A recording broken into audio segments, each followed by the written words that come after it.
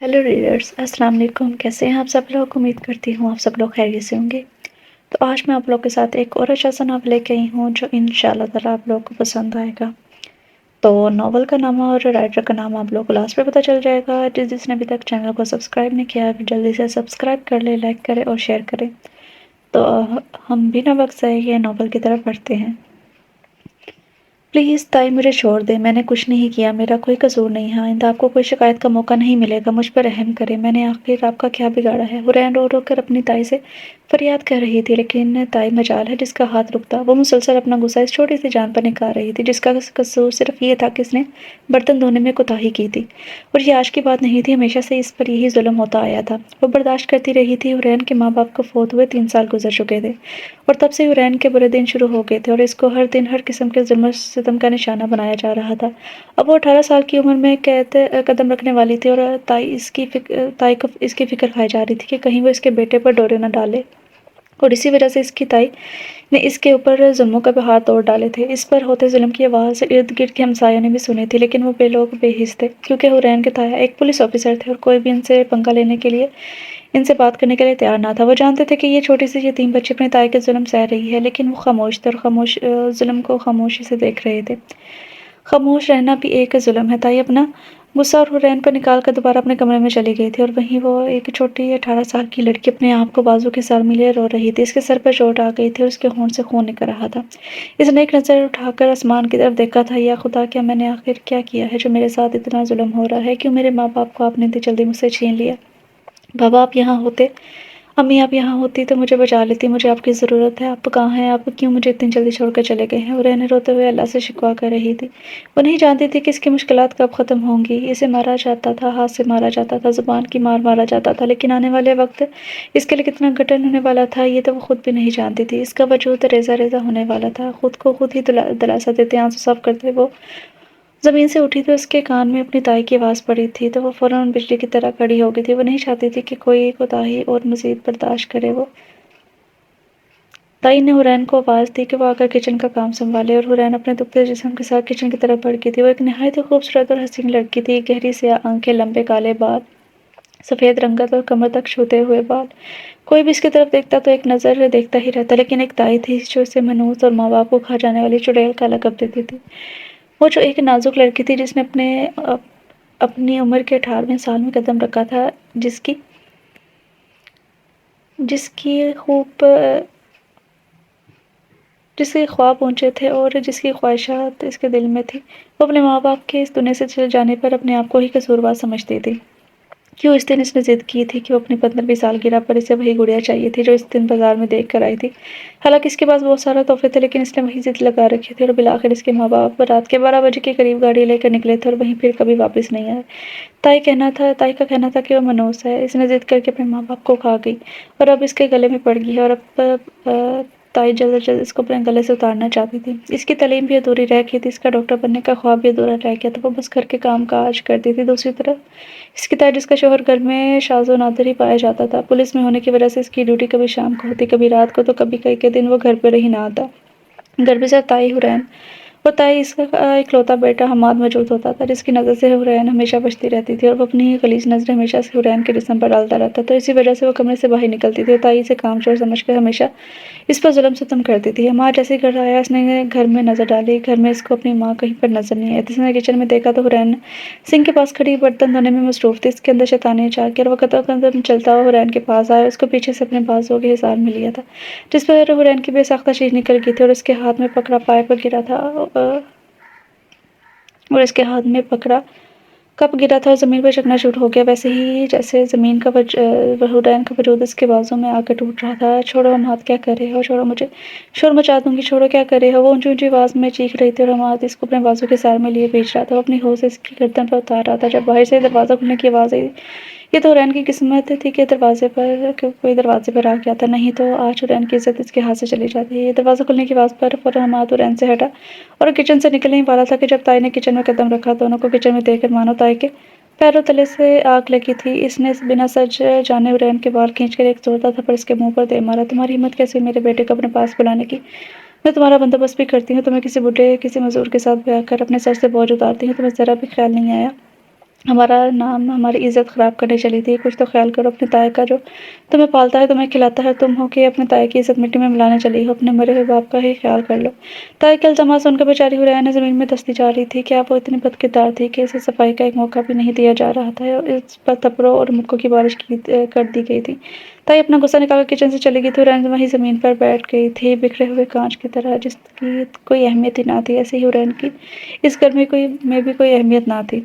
آج آپ کا اسلام آباد میں آخری دن ہے اور آپ کی آج کی تمام میٹنگ ختم ہو گئی ہیں۔ بتا دیں آپ کی فلائٹ لاہور کے لیے کب کی بک کروائی جائے؟ آپ کے لاہور کے آفس میں بھی حمزہ صاحب کے ساتھ میٹنگ ہے، جو بہت ضروری ہے کیونکہ ہمارے اگلے کانٹریکٹ کے مطابق انہوں نے اپنا تمام بلڈنگ کا کام ہمیں سونپنا ہے۔ ان سے میرے فون پر بات ہو چکی ہے۔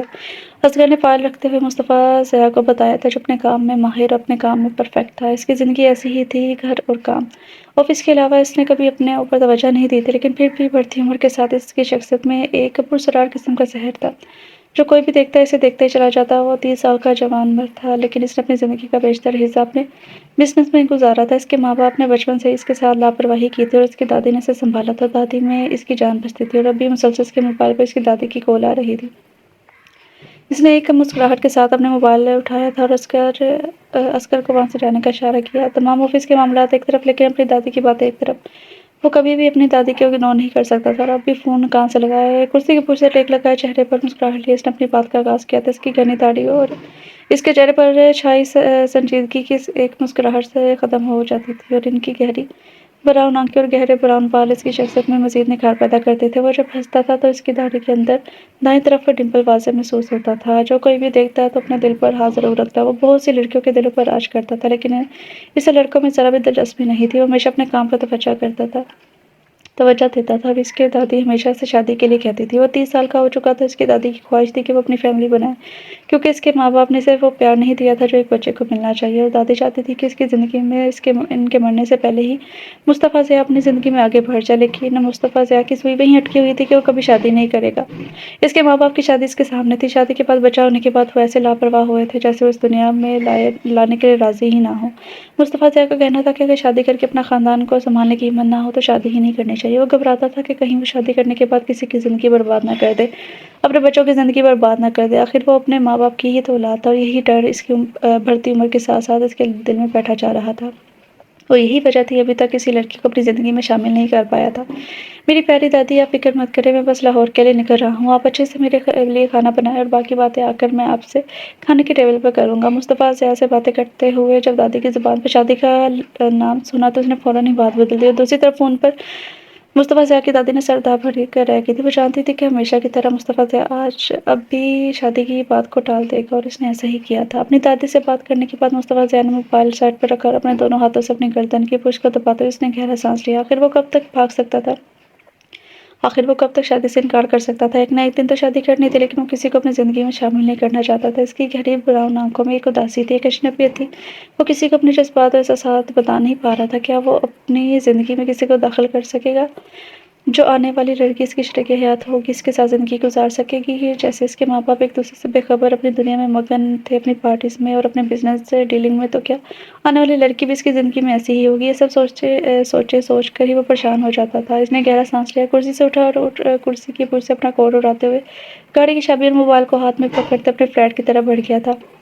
اب اسے رات کو لاہور جانے کے لیے اپنے سامان کی پیکنگ کرنی تھی، اور لاہور جا کر اسے نہیں پتا تھا کہ قسمت اس کے ساتھ کیا کھیل کھیلنے والی ہے۔ جس چیز کے لیے وہ بھاگ رہا تھا، تقدیر وہی اس کی جھولی میں ڈالنے والی تھی۔ حورین جب سو کر اٹھی تو اسے گھر میں ایک عجیب سی ہلچل کا احساس ہوا تھا۔ اسے لگا شاید تائی کے کوئی مہمان آئے ہیں یا تائی ابو آ گئے ہیں۔ تائی ابو کی موجودگی میں وہ اپنے آپ کو بہت سیکیور محسوس کرتی تھی، کیونکہ وہ اپنے تائی ابو کو جانتی تھی کہ وہ ان کے حصے کی طرح پیار کرتے ہیں۔ جب وہ پیدا ہوئی تھی تو تائی ابو نے کہا تھا، میری بیٹی ہو۔ یہی بات تائی کو ناگوار گزری تھی۔ وہ جانتی تھی کہ اس کے تائی نے یہ بات کیوں کہی تھی، کہ وہ اپنے اکلوتے بیٹے کے لیے اس کو اپنی بہو بنانا چاہتا تھا، اور حورین تھی بھی اتنی پیاری کہ کوئی کیوں نہ چاہے گا وہ اس کے گھر کی رونق بنے۔ لیکن تائی کی نفرت دن بدن بڑھتی گئی تھی جیسے ہی وہ بڑی ہو رہی تھی، اور اب جیسے ہی وہ اپنے بیڈ سے اٹھی اس نے باہر ہلچل دیکھی۔ اسے اندازہ نہیں تھا کہ یہ ہلچل اس کے لیے کیا عذاب لانے والی ہے۔ اس سے پہلے کہ وہ بیڈ سے نیچے قدم رکھتی، دھار کی آواز سے دروازہ کھولا اور تائی اپنے چہرے پر سختی لیے اس کے کمرے میں داخل ہوئی تھی۔ وہ کمرہ کم اسٹور روم زیادہ تھا، جہاں پر گھر کی پالتو چیزیں رکھی ہوئی تھی۔ ایک سائڈ پر یہ حرین کا بستر لگایا گیا تھا وہ بھی ٹوٹا ہوا بیڈ جو اس کی ماں کے جہیز کا تھا اور اب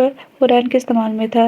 اٹھی نہیں تم منوس ابھی تک، کب تک بیڈ کو توڑتی رہو گی؟ اٹھو جلدی سے اور یہ لو کپڑے پہن لو، جلدی سے باہر آ جا، نظریلے لہجے میں کہتی ہوئی تائی نے جوڑا اس کی طرف پھینکا تھا۔ حرین نے ایک دم سے کپڑوں کی طرف دیکھا، وہ بالکل نیا جوڑا تھا، اسے یہ کب نصیب ہوتے تھے اس طرح کے نئے کپڑے؟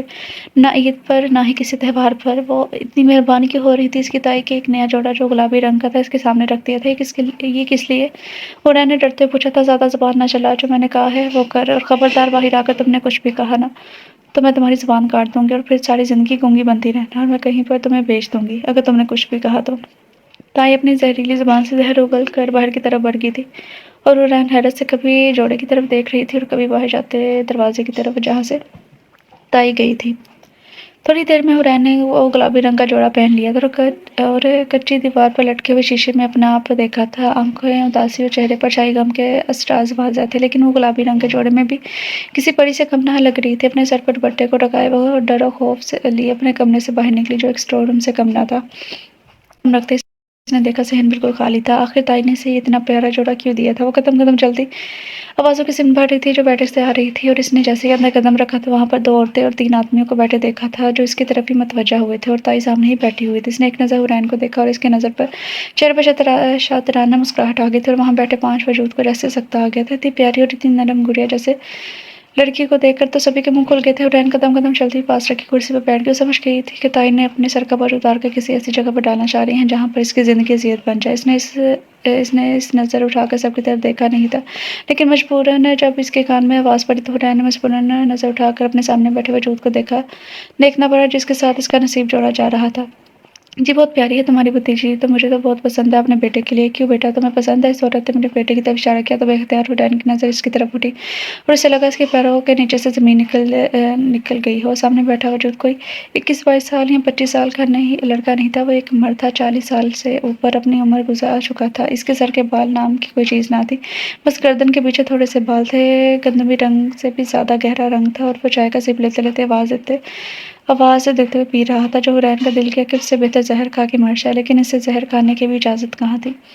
سامنے بیٹھے مرد نے چائے کی چسکی لیتے ہوئے مزے سے اپنے دانتوں کی نمائش کرتے ہوئے ہاں میں سر ہلا دیا تھا۔ تھوڑی ہی دیر میں وہاں پر بیٹھے سبھی نے ایک دوسرے کو مبارکباد دی تھی اور حرین کا مستقبل اور نصیب اس کی تائی نے لکھ دیا تھا۔ اگر اس کی اپنی کوئی بیٹی ہوتی تو وہ کبھی بھی اس کا مقدر ایسے نہ لکھتی، ایسے شخص کے ساتھ اس کی شادی نہیں کرتی، اور وہیں پر بیٹھے آنے والے جمعے میں اس کا نکاح سادگی سے طے پایا ہوا تھا۔ حرین تو اپنے نصیب پر رو رہی تھی، آخر وہ اتنا بوجھ کیوں ہے تائی پر؟ اس نے آج تک کبھی تائی کے ساتھ کوئی بدتمیزی نہ کی تھی اور نہ ہی ان کا کوئی برا چاہا تھا۔ اس کے باپ کی ساری جائیداد، اس کے باپ کی ساری دکانیں تائی اور تایا قبضہ کر کے بیٹھ گئے تھے۔ تائی کا رویہ بھی اس کے ساتھ اس لیے میٹھا تھا کہ وہ اپنی ساری جائیداد اپنی بیٹی کے نام پر کر کے جا چکا تھا، اور تائی اس بات سے بے خبر تھی کہ اگر اسے خبر ہوتی تو کبھی بھی اسے سونے کی چڑیا کو اس گھر سے نکالنے نہ دیتی اور شادی کے بعد ساری جائیداد اپنے بیٹے کے نام پر کروا کر وہ اسے ہمیشہ کے لیے مار دیتی، اس کے ساتھ کچھ برا کر دیتی۔ لیکن قسمت تو اس حرین کے ساتھ بھی تھی۔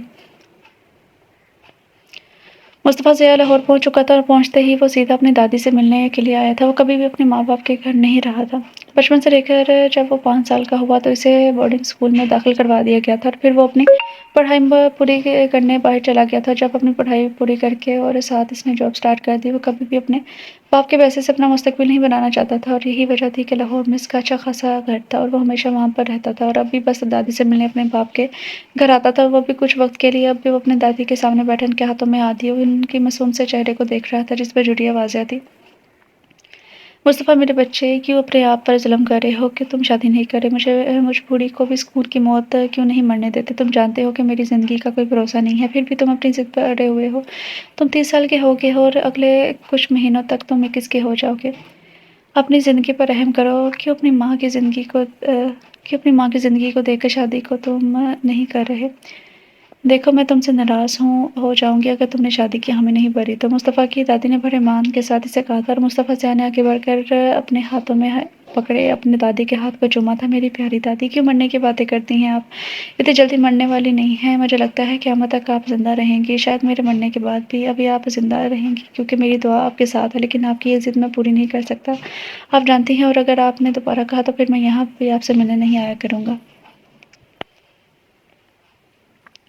مصطفیٰ ضیاء کو بھی بہت طریقے آتے تھے اپنی دادی کو ہینڈل کرنے کے لیے۔ اس نے بھی دادی کو ایموشنل بلیک میل کیا، جس پر دادی کی آنکھوں میں نمی آ گئی تھی۔ مصطفیٰ تم میری جان لے کر ہی دم لوگے۔ ایک طرف تمہارا باپ ہے جسے اپنی اولاد کی فکر نہیں ہے، دوسری طرف تم ہو جس سے اپنی دادی کی فکر نہیں ہے۔ جاؤ، میں تم سے نہیں بولتی۔ اس سے پہلے کہ دادی کو مصطفیٰ کچھ کہتا، دادی کو اس کے فون کی رنگ بجی تھی اور اس نے اپنی پاکٹ سے اپنا فون نکالا اور اس پر آفس کا نمبر دیکھ اس نے فون اٹھا لیا تھا۔ اچھا ٹھیک ہے، میں آ رہا ہوں، بس کچھ دیر میں تم سب لوگ بٹھاؤ اور وہاں کوئی کوتاہی نہیں ہونی چاہیے۔ یہ ڈیل ہمیں ہی ملنی چاہیے۔ مصطفیٰ ضیاء نے کہتے فون بند کر دیا اور اپنی دادی کی طرف دیکھا تھا۔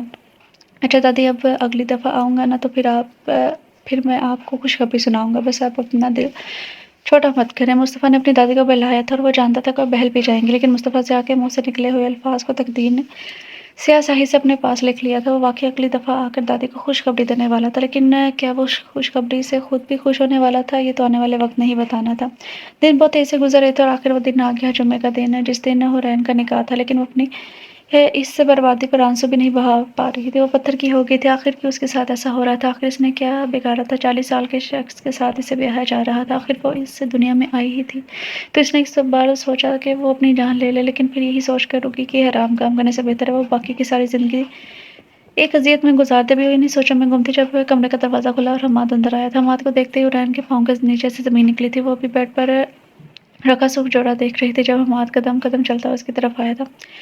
کیا ہوا حورین؟ میری طرف دیکھ کر پریشان کیوں ہوگی تم کیا سوچتی ہوگی کہ میں تمہیں ایسے جانے دوں گا؟ بس خود کو تیار کر لو، اس بڈھے کی قسمت کو چنک مارنے سے پہلے میں تمہارے جسم کو چھونا چاہتا ہوں، تمہارے ایک ایک لمس کو محسوس کرنا چاہتا ہوں اور مجھے کوئی بھی روک نہیں سکتا۔ حماد کی غباست بھری باتیں سن کر حورین کی روح تک کانپ گئی تھی۔ اس سے پہلے وہ کچھ کہتی یا وہ کچھ کرتا فوراً تائی اندر آئی تھی۔ یہاں کیا ہو رہا ہے؟ تم یہاں کیا لینے آئے ہو؟ تائی غصے سے بڑی لہجے میں بولی تھی۔ حماد وہاں سے 9 تو 11 ہو گیا تھا، اس کے پاس بولنے کے لیے کوئی الفاظ نہ تھے، لیکن حورین کو آنے والے وقت کا بتا گیا تھا جسے سوچتے حورین کے ہاتھ پاؤں پھول رہے تھے۔ اور تم یہاں بیٹھی کیا کر رہی ہو؟ شام سے پہلے تیار ہو جانا، شام کو تمہارا نکاح ہے 7 بجے، اور ہاں اگر تم نے کوئی بھی ایسی ویسی بات اپنی تایا کے سامنے کی نا تو میں تمہاری جان لے لوں گی، تمہیں اگلی صبح دیکھنی نصیب نہیں ہوگی۔ میں نے بڑی مشکل سے تمہاری تایا کو منایا ہے، اگر تم نے کوئی گڑبڑ کی نا تو پھر دیکھنا۔ اتنی بات کہہ کر تائی باہر چلی گئی تھی اور حورین وہیں پر بیٹھی رہی اور آنسو بہاتی رہی تھی۔ آخر اس کی قسمت میں یہ سب کیوں تھا؟ اس نے سرخ جوڑے کو بکرا دور پھینکا تھا، اس نے پہلی مرتبہ غصہ کیا تھا، اس کا حق بنتا تھا کہ وہ غصہ کرے۔ اس کی قسمت جس کے ساتھ لکھی جا رہی تھی وہ کسی عذاب سے کم نہ تھا۔ کہاں جا رہی ہو تم اس وقت؟ مصطفیٰ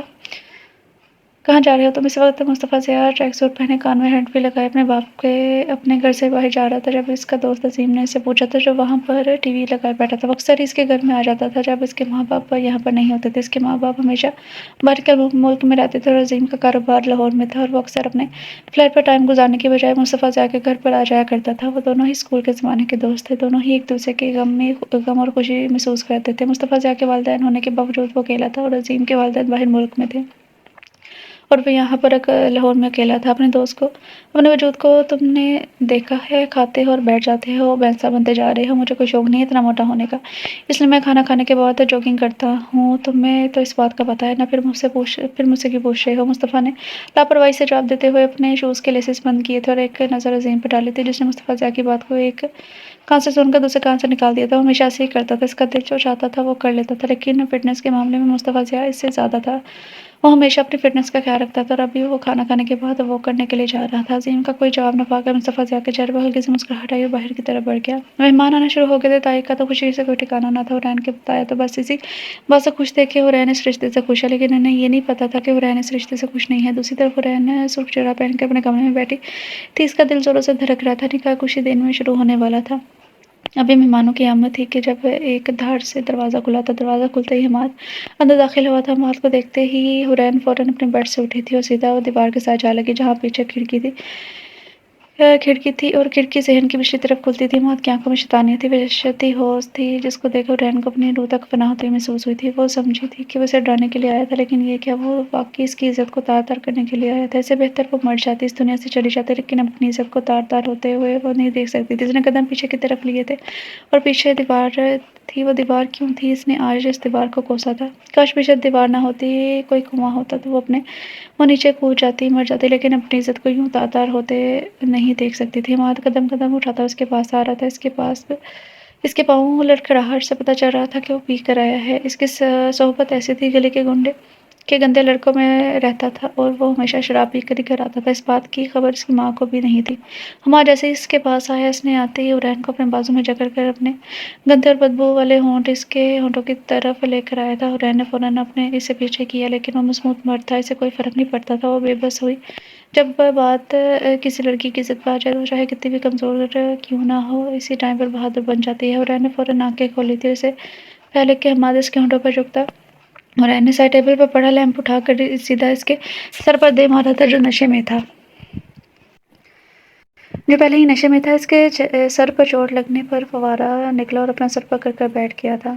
ایک طرف حرین اپنی عزت بچا کر سکون کا سانس لیا تو دوسری طرف طاہر کا سوچ کے اس کی جان اٹکی تھی۔ وہ جب کمرے میں آئے گی تو اس کے لاڑلے بیٹے کو خون میں دیکھ کے اس کا کیا حال ہوگا، یہ سوچتے حرین کو گھبراہٹ ہونا شروع ہو گئی تھی۔ اس نے جلدی سے ارد گرد نظر ڈالی، لیکن اسے کچھ سمجھ نہیں آیا کہ وہ کیا کرے۔ اچانک ہی وہ پیچھے ہٹی اور اس کا بازو کھڑکی کے دروازے کو لگا تھا اور کھڑکی کے دونوں پٹ کھل گئے تھے۔ اس نے فوراً باہر کی طرف دیکھا، پچھلی طرف کا راستہ بالکل خالی تھا، وہاں پر مہمان نہیں تھے۔ اس کی سمجھ میں کچھ نہیں آیا، اس نے جلدی سے اپنے بیڈ کی گندی چادر کو کھینچا، اپنے اوپر اوڑھا اور کھڑکی سے باہر چھلانگ لگا دی۔ اسے بس اپنے آپ کو بچانا تھا، کسی صورت بچانا تھا، اپنی عزت کو بچانا تھا، لیکن اپنے نصیب کو اور اپنی آنے والی زندگی کو اس نے بچانا تھا۔ قسمت نے اسے موقع دیا تھا اور وہ وہاں سے چلی گئی تھی۔ سارے مہمان سارے گھر کے برآمدے میں موجود تھے، جہاں پر سبھی خوش خبر مصروف تھے اور اس بات سے انجان کے اندر کمرے میں کیا ہو رہا ہے۔ حرین وہاں سے بھاگ گئی تھی اور بھاگتے بھاگتے بڑی سڑک پر آ گئی تھی۔ سمجھ نہیں آ رہا تھا کہ کیا کرے، اس کے ہاتھ پاؤں پھول رہے تھے، جسم کانپ رہا تھا، پسینہ آ رہا تھا، سردی کی وجہ سے بھی سردی نہیں لگ رہی تھی، اندر گھبراہٹ ہو رہی تھی۔ وہ قدم قدم چلتے آگے بڑھ رہی تھی، پیچھے بار بار مڑ کر دیکھ رہی تھی۔ سرخ چوڑا پہنے اپنے اوپر گندی ایک چادر اوڑھے وہ آگے بڑھتی جا رہی تھی۔ آتے جاتے لوگ اسے بڑی حقارت کی نظر سے دیکھ رہے تھے، کئی تو اسے بری نظر سے دیکھ رہے تھے، لیکن وہ سب کی پرواہ کیے بغیر آگے بڑھتی جا رہی تھی۔ آگے ایک سوسائٹی کا ایریا شروع ہو گیا تھا۔ اس نے جلدی سے اندر قدم رکھا اور آگے بڑھنا شروع کر دیا۔ آخرکار یہاں پر وہ محفوظ ہوگی، یہ سوچتے سوچتے اس نے گہرا سانس لیا تھا۔ تائی نے جیسے ہی حرین کے کمرے کا دروازہ کھولا، وہ اس کو بلانے کے لیے آئی تھی۔ نکاح شروع ہونے والا تھا۔ لڑکے والا کی خواہش تھی کہ لڑکا لڑکی کے سامنے ہی اپنے نکاح کو قبول کرے، نکاح شروع کرے۔ تائی نے جا کر جیسے دروازہ کھولا تو سامنے خون میں لت پت اپنے بیٹے کو دیکھا تو اس کی چیخ نکل گئی تھی۔ اس کی چیخوں کی آواز سن کر تایا بھی اندر بھاگ گئے تھے۔ سبھی مہمان کمرے کی طرف آئے تھے اور آگے کا منظر دیکھ کر سب کے ہوش اڑ گئے تھے۔ حماد خون میں لت پت پڑا ہوا تھا، لیکن اس کی سانسیں چل رہی تھی، سب اس کی طرف بڑھے تھے۔ ہائے منوج چلی گئی، بھاگ گئی، ہمارا نام خراب کر کے پہلے ہی بد کردار تھی، میرے بیٹے کو بچانے کی کوشش کی اور اب میرے بیٹے کو مار کے بھاگ دی۔ تائی باپ حرین کو کوس رہی تھی اور سبھی منہ پر ہاتھ رکھے حماد کو دیکھتے تو کبھی حرین کی تائی کو دیکھتے، اور کچھ لوگ تو حرین کی کردار سے یہ دشکیاں اڑا رہے تھے اور کچھ لوگ افسوس کر رہے تھے۔ جنہوں نے دولہے کو دیکھا تھا وہ شکر کر رہے تھے کہ لڑکی کی جان بچ گئی، وہ یہاں سے بھاگ گئی۔ اگر وہ یہاں سے نہ بھاگتی تو اس بڈھے کے ساتھ بیاہی جاتی۔ اسی ساری باتوں میں حرین کے تایا اپنے بیٹے کو اسپتال کی طرف لیے چل پڑے تھے، تائی وہیں بیٹھی حرین کو کوس رہی تھی۔ رات کا اندھیرا پھیلتا جا رہا تھا۔ مصطفیٰ ضیاء اپنے دھیان میں اپنے کانوں میں ہینڈ فری لگائے وہ کرنے میں مصروف تھا جب اچانک اسے کوئی وجود ٹکرایا تھا۔ اس نے فوراً سے اپنے ساتھ ٹکراتے وجود کو دیکھا۔ اس کی چادر سے آتی گندی بو اس کی ناک سے ٹکرائی تھی اور وہ 2 قدم پیچھے ہٹا تھا۔ وہیں حرین زمین پر ڈہ سی گئی تھی، اس کا سانس پھولا ہوا تھا۔ اس سے پہلے کہ مصطفیٰ ضیاء اسے کوئی نوکرانی سمجھ کر یا کوئی بھیک مانگنے والی سمجھ کر آگے بڑھتا، جب اس کے چہرے پر سے چادر ہٹی اور اس کا چاند کی طرح چاندنی سا چہرہ جیسا حسن اور اس کا چہرہ دیکھ کر وہ وہیں ٹھہر گیا تھا۔ ہونٹوں پر ہلکی سی لال رنگ کی لپسٹک اور آنکھوں میں کاجل جو آنسوں سے بہہ کر اس کے گالوں پر لکیریں چھوڑ گیا تھا۔ ایک دم سے مصطفیٰ ضیاء ٹھڑکا تھا کہ آخر یہ لڑکی کون ہے۔ مصطفیٰ ضیاء اس کی طرف بڑھا تھا، اس کے سامنے گھٹنے کے بل بیٹھ گیا تھا، اس کی طرف دیکھ رہا تھا۔ حرین اپنے دونوں ہاتھوں کو اپنے گھٹنے پر رکھے گہرے سانس لے رہی تھی اور گہرے سانس لیتے اچانک اس کی نظر سامنے وجود پر پڑی تھی، جس کی گہرے براؤن آنکھیں، چہرے پر داڑھی اور سفید رنگت، وہ کسی ملک کا شہزادہ لگ رہا تھا۔ چوڑی جسامت اور سحر انگیز شخصیت، ایک دم سے حرین ٹھڑک گئی تھی۔ وہ کہاں آ گئی تھی؟ اس نے اپنے ارد گرد دیکھا، کہیں یہ شخص مجھے اپنے ساتھ کہیں لے نہ جائے۔ اسے کشمکش میں تھی جب مصطفیٰ ضیاء نے اس کے سامنے اپنا ہاتھ ہلایا تھا۔ ہیلو لڑکی، تم کہاں سے آئی ہو اور یہاں اس حلیے میں کیا کر رہی ہو؟ مجھے گھر کا پتہ بتا دو، میں تمہیں وہاں چھوڑ آتا ہوں۔ مصطفیٰ ضیاء کی گمبھیر آواز جیسے اس کے کانوں میں پڑی تھی تو وہ سمجھ گئی تھی کہ سامنے والا شخص اس کی عزت کا لٹیرا نہیں بلکہ اس کی عزت کا محافظ بن سکتا ہے۔ اس نے فوراً اتنا حلق تر کیا تھا کچھ بتانے کے لیے جب پیچھے سے پولیس کی وین آ کر رکی تھی۔ تم دونوں یہاں کیا کر رہے ہو؟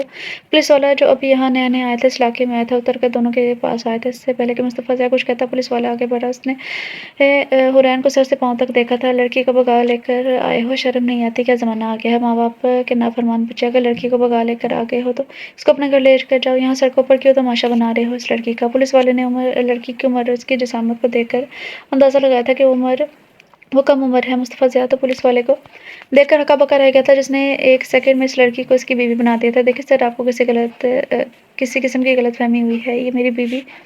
बस बहुत सुन लिया तुम्हारी बातें, चलो अब शाबाश, इसको लेकर अपने घर चलो। अभी मुस्तफ़ा ज़िया अपनी बात मुकम्मल नहीं कर पाया था कि फ़ौरन पुलिस इंस्पेक्टर बोल पड़ा और मुस्तफ़ा ज़िया ने गुस्से से मुठ्ठियाँ भींच कर रह गया था। क्या मुसीबत इसके गले पड़ गई थी? काश वो आज बाहर ही ना निकलता, कि वो क्यों जा रहा था बाहर? काश वो अज़ीम की बात मान लेता, वो घर में ही रह जाता, ये मुसीबत इसके गले ना पड़ती। इससे पहले कि वो कोई जवाब देता या मज़ीद कुछ कहता, हुरैन ने फ़ौरन दोनों की तरफ देखा था। ये इसका आखिरी मौका था।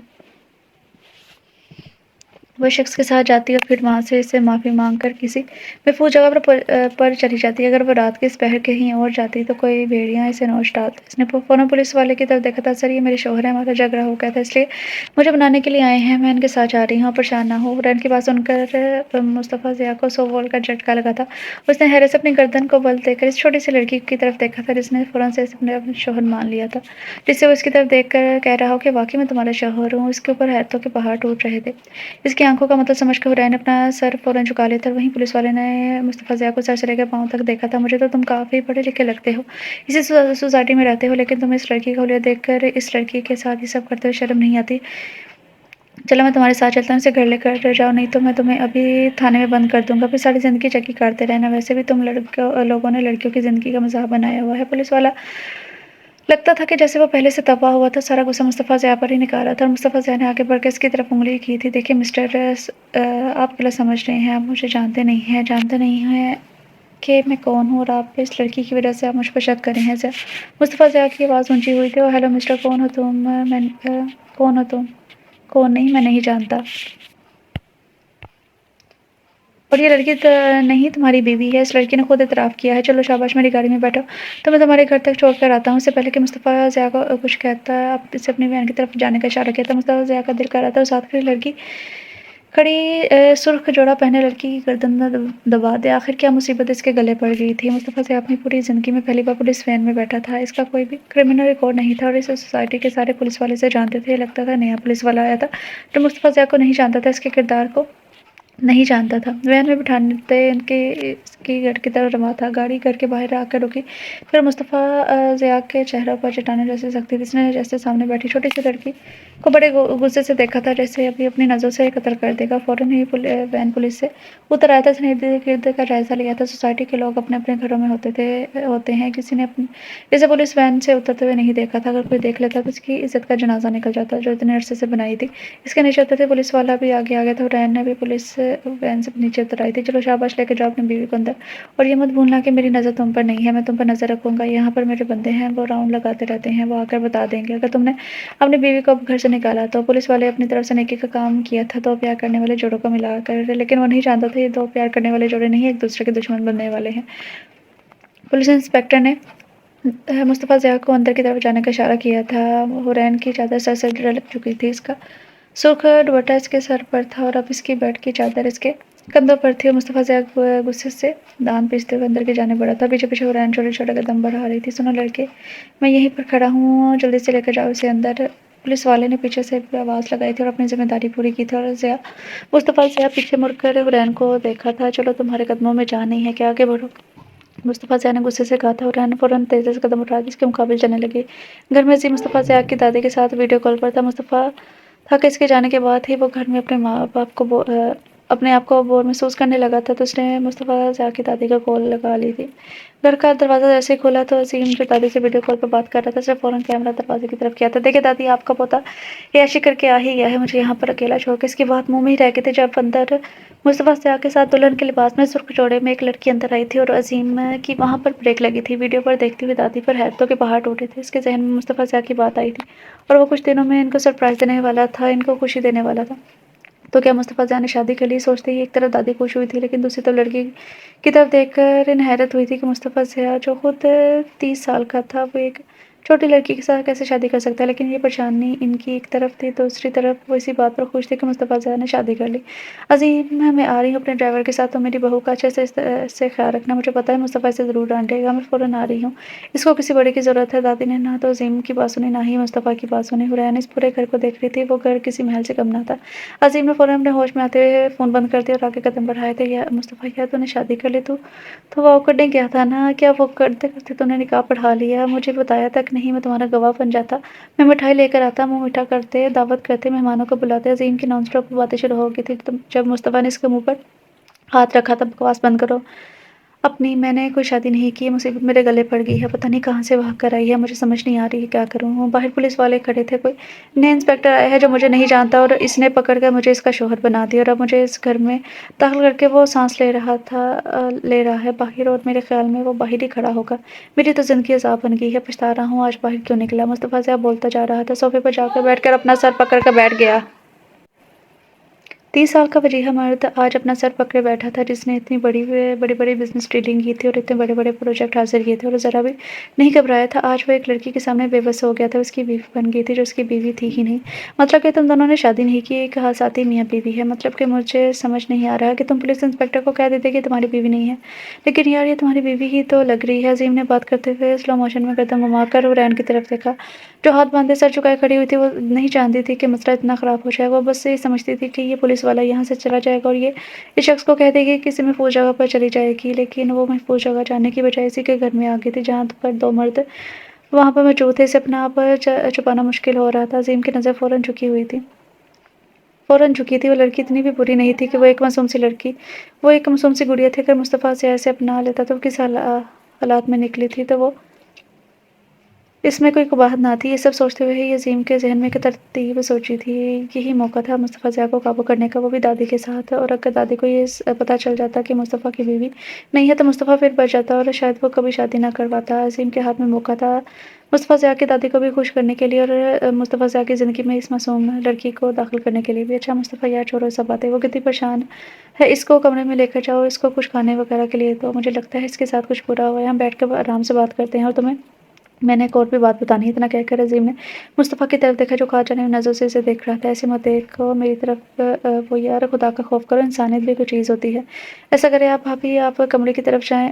بھابھی کا لفظ استعمال ہونے پر مصطفیٰ زیاد وہاں صوفے سے اٹھا تھا عظیم کو مارنے کے لیے کہ عظیم فوراً سے پیچھے ہٹا تھا۔ یار اس میں کون سی بڑی بات ہے، بن جائے گی میری بھابھی، تم بات کو نہیں سمجھ رہے، مجھے پہلے ان کو کسی کمرے میں لے کر جانے دو، پھر میں تم سے آرام سے بات کرتا ہوں۔ عظیم نے مصطفیٰ زیاد کی طرف دیکھا تھا اور دیکھتے اسے دور رہنے کا اشارہ کیا تھا۔ مصطفیٰ زیاد کے پاس الفاظ نہیں تھے کہ وہ اپنی صفائی یا کچھ کہہ سکے، وہ دوبارہ صوفے پر بیٹھ گیا تھا۔ عظیم نے اسی بات کا فائدہ اٹھایا تھا اور حورین کو آگے آنے کا اشارہ کیا۔ وہ کمرے کی طرف گیا اور جو عموماً گیسٹ روم کے طور پر استعمال کیا ہوتا تھا، اب یہاں پر آرام سے بیٹھے میں آپ کے لیے کچھ کھانے کے لیے لاتا ہوں، لگتا ہے بہت دور سے آئی ہیں، اپنے آپ کو یہاں محفوظ محسوس کر سکتی ہیں۔ عظیم کی بات پر حورین کو کچھ دلاسا ملا تھا، وہ تو یہ سمجھ گئی تھی کہ وہ دونوں آدمی یہاں اس گھر میں رہتے ہیں اور شریف ہیں، یہاں اس کی عزت محفوظ ہے۔ عظیم وہاں سے اسے بٹھائے کچن کی طرف چلا گیا تھا اور وہاں سے اب بنے ہوئے نوڈلز اور پانی کا گلاس لے کر آیا تھا۔ دوبارہ گیسٹ روم میں آیا، یہ لے اب یہ پئیں اور کھائیں اور ریلیکس رہیں، سب کچھ ٹھیک ہو جائے گا، مجھ پر بھروسہ کریں۔ عظیم یہ کہہ کر وہاں سے چلا گیا تھا اور حورین عظیم کو جاتے ہوئے دیکھ رہی تھی۔ ایک وہ حماد تھا جو اس کی عزت کو تار تار کرنے پر تلا ہوا تھا، جو اس کا کزن تھا، اس کے تائی کا بیٹا تھا، اور ایک یہ شخص تھا جو اس کا کچھ نہیں لگتا تھا اور اسے یہاں پر حوصلہ دے رہا تھا، اور ایک باہر بیٹھا شخص جس کو اپنا شوہر کہہ چکے تھے۔ اس نے بھی اس کی طرف میلی آنکھ سے نہیں دیکھا تھا۔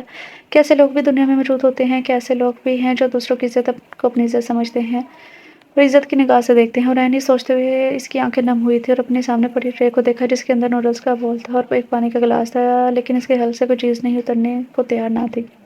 ہاں بولو، کیا بکواس کرنی تھی تم نے، اور تم اس لڑکی کو یہاں پر بٹھا کر ایسے آئے ہو جیسے واقعی وہ میری سچ میں تمہاری بھابھی ہے؟ یار پاگل ہو گئی ہو، پتہ نہیں کہاں سے بھاگ کر آئی ہے اور تم اسے بھابھی کہہ رہے ہو۔ جتنی جلدی ہو سکے پولیس کو انفارم کرو، اسے یہاں سے چلتا کرو، میں مزید اپنے اوپر کوئی الزام برداشت نہیں کر سکتا۔ مصطفیٰ زیاد نے تلخ لہجے میں کہا تھا۔ عظیم گہری سانس لے کر رہ گیا تھا۔ یار ایک منٹ میری بات سنو، مجھے ڈانٹنا مت، لیکن میں جو تمہیں بتانے والا ہوں وہ حقیقت ہے۔ عظیم نے یہ کہہ کر مصطفیٰ زیاد کی طرف دیکھا جو حیرت سے اسے دیکھ رہا تھا کہ اب عظیم کیا کہنے والا ہے۔ ایک تماشا تو اس کے ساتھ ہو گیا تھا اب، اور مزید کیا تماشا لگنے والا تھا۔ جب تم گھر میں آئے تھے دادی ویڈیو کال پر تھی، میں بور ہو رہا تھا، میں نے ویڈیو کال کی ملا دی تھی اور مجھے لگا کہ تم اکیلے ہو گئے، اس لیے میں نے فرنٹ کیمرہ کی بجائے بیک کیمرہ آن کر دیا اور انہوں نے تمہارے ساتھ اس لڑکی کو دیکھ لیا اور وہ یہ سمجھ رہی ہیں یہ تمہاری بیوی ہے، اور تمہیں تو پتہ ہے کہ دادی کا کتنا شوق تھا اور وہ کتنی خوش تھی۔ ان کے چہرے کی خوشی دیکھ کر میں حیران ہو گیا۔ تمہیں تو پتہ ہے دادی کا کہ وہ تمہیں اس لڑکی کے ساتھ ہی دیکھیں گی اور ہو سکتا ہے وہ تمہارا نکاح نامہ بھی دیکھ لیں، تو میرا تمہیں یہی مشورہ ہے کہ دادی کی خوشی کو ختم مت کرنا اور اس لڑکی کے ساتھ وقتی طور پر نکاح کر لو، پھر کچھ وقت بعد اسے چھوڑ دینا اور کوئی اچھا موقع دیکھ کر دادی کو سب بتا دینا۔ اس لڑکی کی بھی رضامندی معلوم کر لو، اگر وہ اس بات پر اپنی رضامندی دیتی ہے تو میرے خیال میں تمہیں کوئی مسئلہ نہیں ہونا چاہیے۔ تمہاری دادی بھی خوش تمہاری شادی کے پیچھے پڑی ہوئی ہیں نا، اس بہانے انہیں ایک بہو مل جائے گی، اور تم جو شادی سے بھاگتے ہو تمہیں ایسی بیوی مل جائے گی جو تمہارے نام پہ صرف کاغذات میں ہوگی، بس وہ تمہاری بیوی نہیں ہوگی۔ جب تم دیکھو گے کہ تم اسے چھٹکارا حاصل کرنا ہے تو تم اسے چھٹکارا حاصل کر لینا۔ دیکھو یہ وقت عقل مندی کا ہے، جو میں کہہ رہا ہوں وہ بالکل ٹھیک ہے۔ عظیم کی بات پر پہلے تو مصطفیٰ سے آقا کو غصہ ہے، لیکن اس کی اگلی بات کو سن کر اس کو اس کی بات میں وزن لگا تھا کہ آخر اسی طریقے سے دادی کی بھی ضد سے بچ سکتا ہے اور اس لڑکی سے وقتی طور پر نکاح کر لے گا، کانٹریکٹ میرج کر لے گا تاکہ شادی کے عذاب سے بچ سکے، اور جب حالات واقعات بہتر ہوں گے تو اسے طلاق دے دے گا اور پھر اپنی زندگی میں آگے بڑھ جائے گا۔ یہ سوچتے ہوئے اس نے گہرا سانس لیا تھا، تو کیا وہ لڑکی مان جائے گی؟ میں تو جانتا بھی نہیں ہوں وہ کہاں سے آئی ہے، کس کے ساتھ، کہاں سے بھاگ کر آئی ہے، کیا شادی کر کے آئی ہے، کیا نکاح سے بھاگ کر آئی ہے؟ اس کا تم نے سرخ جوڑا نہیں دیکھا، اس کے ہونٹوں پر تم نے سرخ لپسٹک نہیں دیکھی، اس کی آنکھوں سے بہتا ہوا کاجل نہیں دیکھا۔ تمہیں کیا لگتا ہے وہ کس کی شادی سے بھاگ کر آئی ہے؟ یا اپنی شادی سے؟ مصطفیٰ ضیاء نے ایک سیکنڈ میں ہی اس لڑکی کا پورا حلیہ کھینچ کر عظیم کے سامنے رکھ دیا تھا اور عظیم کا کہکہ بلند ہوا تھا۔ یار مصطفیٰ، تمہاری داد دینی پڑے گی۔ ایک طرف سے وہ تمہیں لڑکی پسند نہیں ہے، دوسری طرف تم نے کچھ منٹوں میں اس کا سارا کچھ معلوم کر لیا، اس کے ایک ایک نقش کو اپنی آنکھوں میں حفظ کر لیا، اس کا لباس، اس کی لپسٹک اور اس کا کاجل بھی۔ مصطفیٰ بس تمہیں داد دینی چاہیے، واقعی تم مصطفیٰ ضیاء ہو۔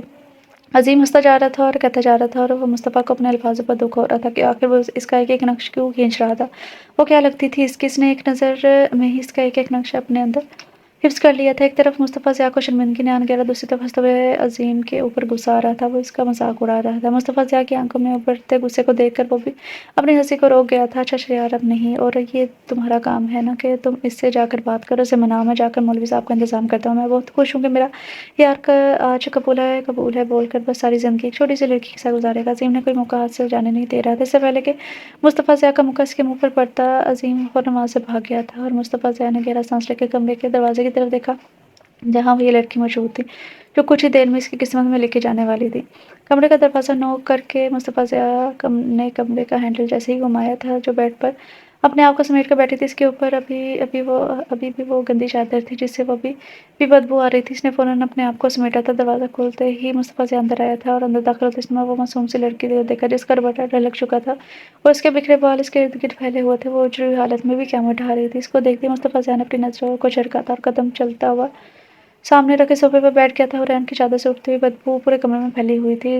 مصطفیٰ ضیاء کو وہاں پر بیٹھنا مشکل ہو رہا تھا۔ وہاں سے اٹھ کر الماری کھولتے ہی وہاں سے کوئی اور چیز نظر نہیں آئی تھی۔ اپنی ایک گرم شال نکالی اس نے، وہ نکال کر اس لڑکی کے سامنے رکھی۔ یہ چادر اوڑھ لو اور اس گندی چادر کو نکالو، یہاں پر سانس لینا مشکل ہو رہا ہے۔ مصطفیٰ ضیاء نے قدرے تلخ لہجے میں کہا تھا اور رین نے ایک دم آنکھ اٹھا کے اس کے سامنے کھڑے وجیہہ مرد کو دیکھا تھا جو اس کی تصویر کر رہا تھا، اور اگر وہ اتنی ہی گندی تھی تو اس کو یہاں پر کیوں رکھا تھا؟ باہر پھینک دیتا، لیکن وہ اس وقت مجبور تھی۔ اس وقت اس گھر میں محفوظ جگہ سے زیادہ کوئی اور محفوظ جگہ نہ تھی۔ بغیر کوئی بات کیے رین نے بیڈ سے اٹھی اور اس نے اپنی ارد گرد لپٹی چادر کو نکال کر پاس پڑی مصطفیٰ ضیاء کی گرم چادر اپنے اوپر اوڑھ لی تھی۔ اس چادر سے اٹھتی بھینی سی خوشبو رین کے دل کی دھڑکنیں بڑھا گئی تھی، لیکن وہ اپنی حالت پر قابو پاتے ہوئے فوراً بیڈ پر بیٹھ گئی تھی۔ مصطفیٰ ضیاء نے فوراً پلٹ کر اس کی طرف دیکھا۔ ایسے کیوں بیٹھ گئی ہو؟ یہ چادر میں جا کر باہر پھینکوں گا، اٹھو یہ چادر باہر جا کر لانڈری میں پھینک کر آؤ۔ یہ یہاں پڑی رہی تو میں تم سے بات نہیں کر سکتا اور میرے پاس اتنا وقت نہیں ہے کہ میں فضول کاموں میں وقت ضائع کروں۔ اٹھو اور چادر باہر جا کر لانڈری میں پھینک کر آؤ۔ مصطفیٰ ضیاء کی بات پر رین کے اندر جیسے کرنٹ سا بڑھ گیا تھا۔ فوراً اٹھی اس نے چادر کو لپٹا۔ وہ جانتی تھی کہ وہ اس کے چادر میں سے وہ گندی بدبو آ رہی ہے جو وہ خود بھی بڑی مشکل سے برداشت کر رہی تھی۔ اس نے قدم آگے کی طرف بڑھائے تھے لیکن دروازے پر جا کر ہی وہ رک گئی تھی۔ اس کے رکنے پر مصطفیٰ نے حیرت سے اس کی طرف دیکھا تھا۔ آپ میری شکل کیا دیکھ رہی ہو؟ رین نے اس کی آنکھوں میں دیکھا جہاں نفرت واضح تھی۔ وہ مجھے نہیں پتا آپ کے گھر کی لانڈری کا اڑان کے بعد مصطفیٰ زیاد نے اپنے عقل پر ماتم کیا تھا۔ وہ لڑکی اس گھر میں تھوڑی رہ رہی تھی جو اسے پتا ہوتا کہ لانڈری کس طرف ہے۔ مصطفیٰ گہرا سانس لیا اور اسے آگے کی طرف بڑھنے کا اشارہ کیا تھا۔ چادر کو لانڈری میں رکھ کر حورین قدم قدم دوبارہ آ کر بیڈ پر بیٹھ گئی تھی۔ اب مصطفیٰ زیاد صوفے پر بیٹھا اپنے دونوں بازو کو ٹانگوں پر جمائے دونوں ہاتھوں کو ایک دوسرے میں پیوست کیے بڑے غور سے سامنے بیٹھی چھوٹی سی لڑکی کو دیکھ رہا تھا جس کی جسامت بہت کمزور تھی لیکن اس کی بڑی سیاہ آنکھیں، کالے لمبے بال جو بکھر گئے تھے اس کی خوبصورتی میں مزید اضافہ کر رہے تھے۔ اپنی اتنی پیاری لڑکی آخر اتنی رات کو کیسے باہر نکل سکتی ہے؟ ایسا کیا اس پر گزرا کہ جو یہ سارے سوالات اس کے ذہن میں آ رہے تھے لیکن وہ ان تمام سوالات کو جھٹک کر اپنی مطلب کی بات پر آیا تھا۔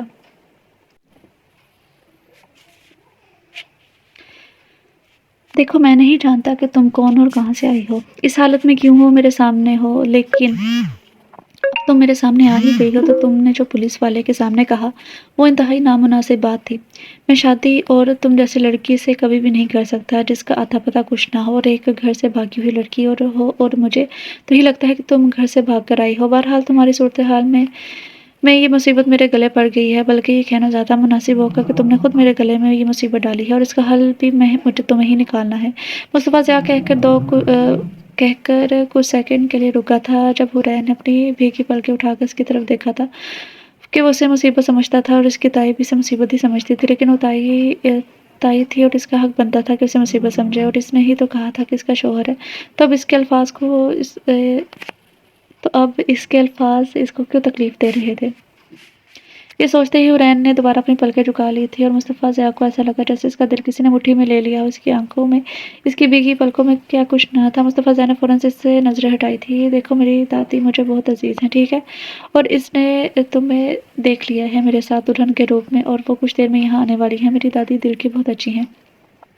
وہ ہر ایک بات کو بڑے غور سے سن رہی تھی اور ہو سکتا ہے کہ وہ میرا نکاح نامہ بھی دیکھے کہ میں نے شادی کی ہے کہ نہیں، ان سے کتنا عرصہ شادی کو چھپا کے رکھا ہے، یہ ساری صورتحال وہ جاننا چاہیں گی۔ تو اس ساری صورتحال کو جو تم نے پیدا کی ہے اس کو تم ہی سنبھالنا ہے، اس لیے میں تم سے یہ کہنے کے لیے آیا ہوں کہ کچھ دیر کے بعد میرا تمہارا نکاح ہے، اور ہاں یہ میرا تمہارا نکاح ایک کانٹریکٹ میرج پھر ہوگا، اور یہ جیسے ہی میں دادی کو سنبھال لوں گا اور جیسے ہی حالات بہتر ہوں گے تمہیں اس کانٹریکٹ سے نجات حاصل ہو جائے گی، کیونکہ تم ایک گھر سے بھاگی ہوئی لڑکی ہو۔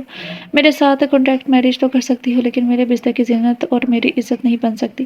یہ اپنے دماغ میں اچھے سے بات سنبھال لینا، حالات جیسے ہی بہتر ہوتے ہیں تم اپنے گھر کا ایڈریس بتانا، میں تمہارے گھر میں تمہیں بھیج دوں گا، اگر تم وہاں نہیں جانا چاہتی تم جہاں جانا چاہو گی میں تمہیں بھیج دوں گا، لیکن ابھی فی الوقت تمہیں میرے ساتھ اس نکاح کو کرنا ہوگا۔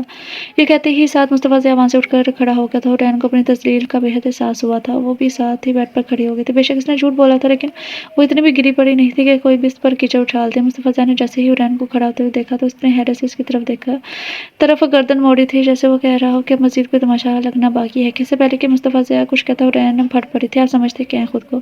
اگر آپ کو مجھے کوئی سہارا نہیں دینا تھا تو اگر آپ کو میرا خیال نہیں تھا تو مجھے یہاں تک کیوں لے کر آئے؟ مانا کہ میں نے پولیس والے انسپکٹر کے سامنے کہا تھا کہ آپ میرے شوہر ہیں تو آپ وہاں پر انکار کر دیتے اور وہاں سے چلے جاتے۔ آپ کو میری عزت سے زیادہ اپنی عزت عزیز تھی، اس لیے آپ چپ کر کے وہاں سے میرے ساتھ آ گئے ہیں۔ اب بند کمرے میں آپ مجھ پر کیچڑ اچھال رہے ہیں اور مجھے میری حیثیت یاد دلا رہے ہیں۔ میری حیثیت کیا ہے کیا نہیں، میں گھر سے باغی ہوں یا بد کردار ہوں یہ میرا اللہ جانتا ہے، لیکن کردار سے صاف تو آپ بھی مجھے اچھے نہیں لگتے جو ایک انجان لڑکی کو اپنے گھر تک لے آئے ہیں۔ اگر آپ کردار کے اتنے صاف ہوتے تو وہیں پر میرے منہ پر ایک تھپڑ لگاتے اور پولیس کو وہیں پر چپ کروا دیتے اور کسی دوسرے کو فون کر کے یا اپنے گھر والوں کو فون کر کے بلاتے تاکہ معاملہ وہیں پر ختم ہو۔ آپ ایک لڑکی کو دیکھ کر اپنے گھر میں لے آئے اور مجھے کہہ رہے ہیں کہ میں گھر سے بھاگی ہوئی لڑکی ہوں۔ میرے بارے میں آپ جانتے ہی کیا ہیں؟ مانا کہ میرے زندگی میں کبھی سکون نہیں ملا، میرے ماں باپ اس دنیا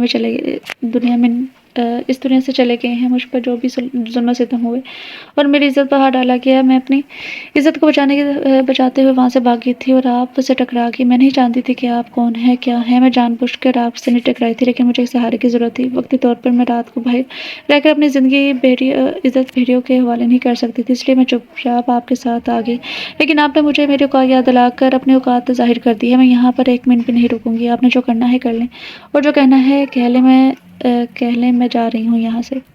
हुरैन जो कब से जो बैठी हुई थी वो जैसे फट पड़ी थी, इसको अपने किरदार की धज्जियाँ उड़ती हुई महसूस हो रही थी। वो नहीं चाहती थी कि इसके किरदार पर कोई बात करे, जिस किरदार और इज़्ज़त को बचाने के लिए वो घर से भागी थी। इससे पहले कि हुरैन कमरे से बाहर कदम रखती, बाहर से आवाज़ें आना शुरू हो गई थी। यानी अज़ीम मौलवी को और कुछ गवाहों को ले आया था। मुस्तफ़ा ज़िया एक अजीब मुसीबत में फँस गया था। एक तरफ तो ये सारा मामला, तो दूसरी तरफ दादी इससे मिलने के लिए आ रही थी और अब ये लड़की यहाँ से जाने का बोल रही थी। इसे समझ नहीं आ रहा था क्या करे। एक लम्हे के लिए इसे लगा कि वो कुछ ज़्यादा ही बोल गया है। गुस्से में आकर इसे अपने मतलब निकालना था और हुरैन के साथ निकाह करना था और दादी की ज़िद से जान छुड़वानी थी। इसने फ़ौरन ही आगे बढ़कर हुरैन के बाजू से इसे दबोचा तो सुनो लड़की, वो ज़ुबान है तुम्हारे मुँह में, अगर यही ज़ुबान तुम जहाँ से आई हो वहाँ चलाती तो शायद तुम्हारे साथ जो भी हुआ है वो नहीं होता। और ख़बरदार, अगर तुमने इस कमरे से बाहर पाँव भी निकाला तो अभी जो मैंने तुम्हें कहा है वो तुम करोगी और हर हाल में करोगी। थोड़ी देर में निकाह ख्वाह आने वाले हैं और चुपचाप तुमने निकाह के लिए हामी भरनी है, नहीं तो तुम मुझे जानती नहीं हो कि मैं तुम्हें महफूज तरीके से यहाँ पर लेकर आ सकता हूँ, तो यहाँ तो तुम्हारे साथ क्या कुछ कर सकता हूँ ये तुम जानती नहीं हो, समझी तुम।